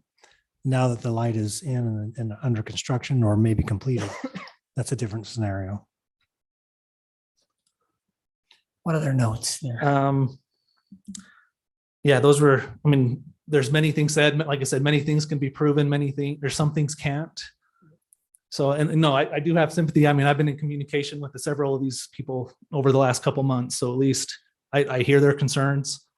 I don't personally live back up against a gas station. I can say that. But we do have a couple dozen that are in neighborhoods, and some don't like it. Well, many don't like it. Some say it's not as a big deal, and some say it's a bigger deal than they imagine. So I think it just varies very greatly. So, thank you. Well, I do business with your fine organization, so we don't want you to feel that we've totally stepped on you today.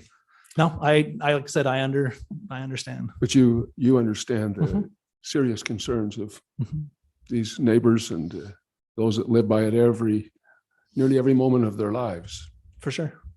Yes. Anything else, or I can come back up with something? We may invite you back up after we talk. Okay, thank you. What are our options here, do you think? I think the only thing we have is just an approval or a decline. Changes. Of the changes? Yeah. We just don't have the authority to make changes on this venue for anything that might happen. But we can forward a decline of the motion to the city council, and hopefully these fine people show up and let their voices be heard. You can email your city councilman, your mayor, and let them know that they're fairly available. Terry's in the back. I'm sure Terry was one of the ones that voted against this. I know, I'm knowing Terry, I'm sure he was on your side 3 years ago when this happened. What are the options? That's one option, is just to decline everything. Another option would be to turn down for sure the car wash, and I would think the drive-through to minimize the impact. I see the drive-through working as, if you've got that access in, you might as well not have the stoplight because it'll just back up out if people start using it. That's my heavily. concern about the drive-through. I would be shocked that UDOT actually approves it. We've seen what they do on State Street and they don't tend to approve when they have other plans for the road. Yeah. So I wouldn't count on it getting approved. So we can deny everything. We could potentially say this is good except for maybe the car wash and the drive-through and or depending on the building.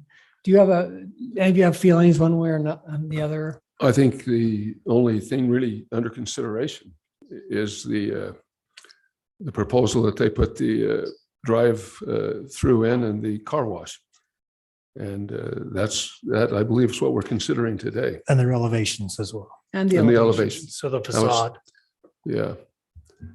So. I mean, which I don't have a lot of style in the first place. So maybe that's why I don't really care, but And I do care because I just don't think it fits into that area. So I would say agree. keep it the way it was already approved and there's no wiggle room. So you'd make it a little more difficult for them in the hopes that maybe they would find a different use or Yeah, if I'm or being sell it honest, down the that- or yeah, sell the problem down the road because Yeah, that's what I would do. They're going to sell the problem down the road. Okay, that's great to know. And quite frankly, based on what the residents have said, I could support that, but I don't know. I'm really torn. One of the options we have, and I hate to do this, but we're missing 3 members of our planning commission.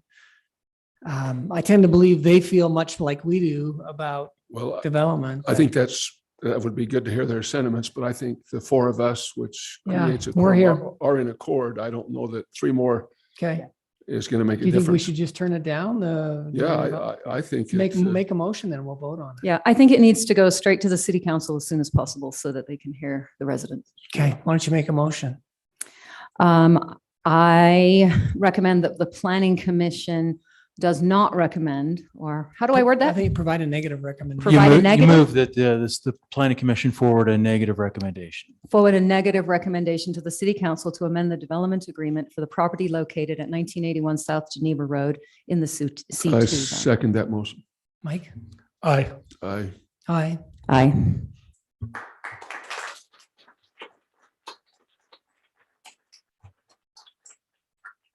Again, thank you for your participation. Okay, last agenda item on the minutes review and approval. So any amendments to the minutes from our June 7th meeting? now I make a motion that we approve the meeting minutes from June 7th meeting. I'll second. Aye. Aye. Aye. Aye. I make a motion that we conclude our meeting. I'll second. Aye. Aye. Aye. Aye. Meeting is adjourned today. Our next meeting, I didn't ask Jason, we had any additional items. Our next meeting is 2 weeks from today. Is that correct? July 5th? Okay. Thank you for your attendance today.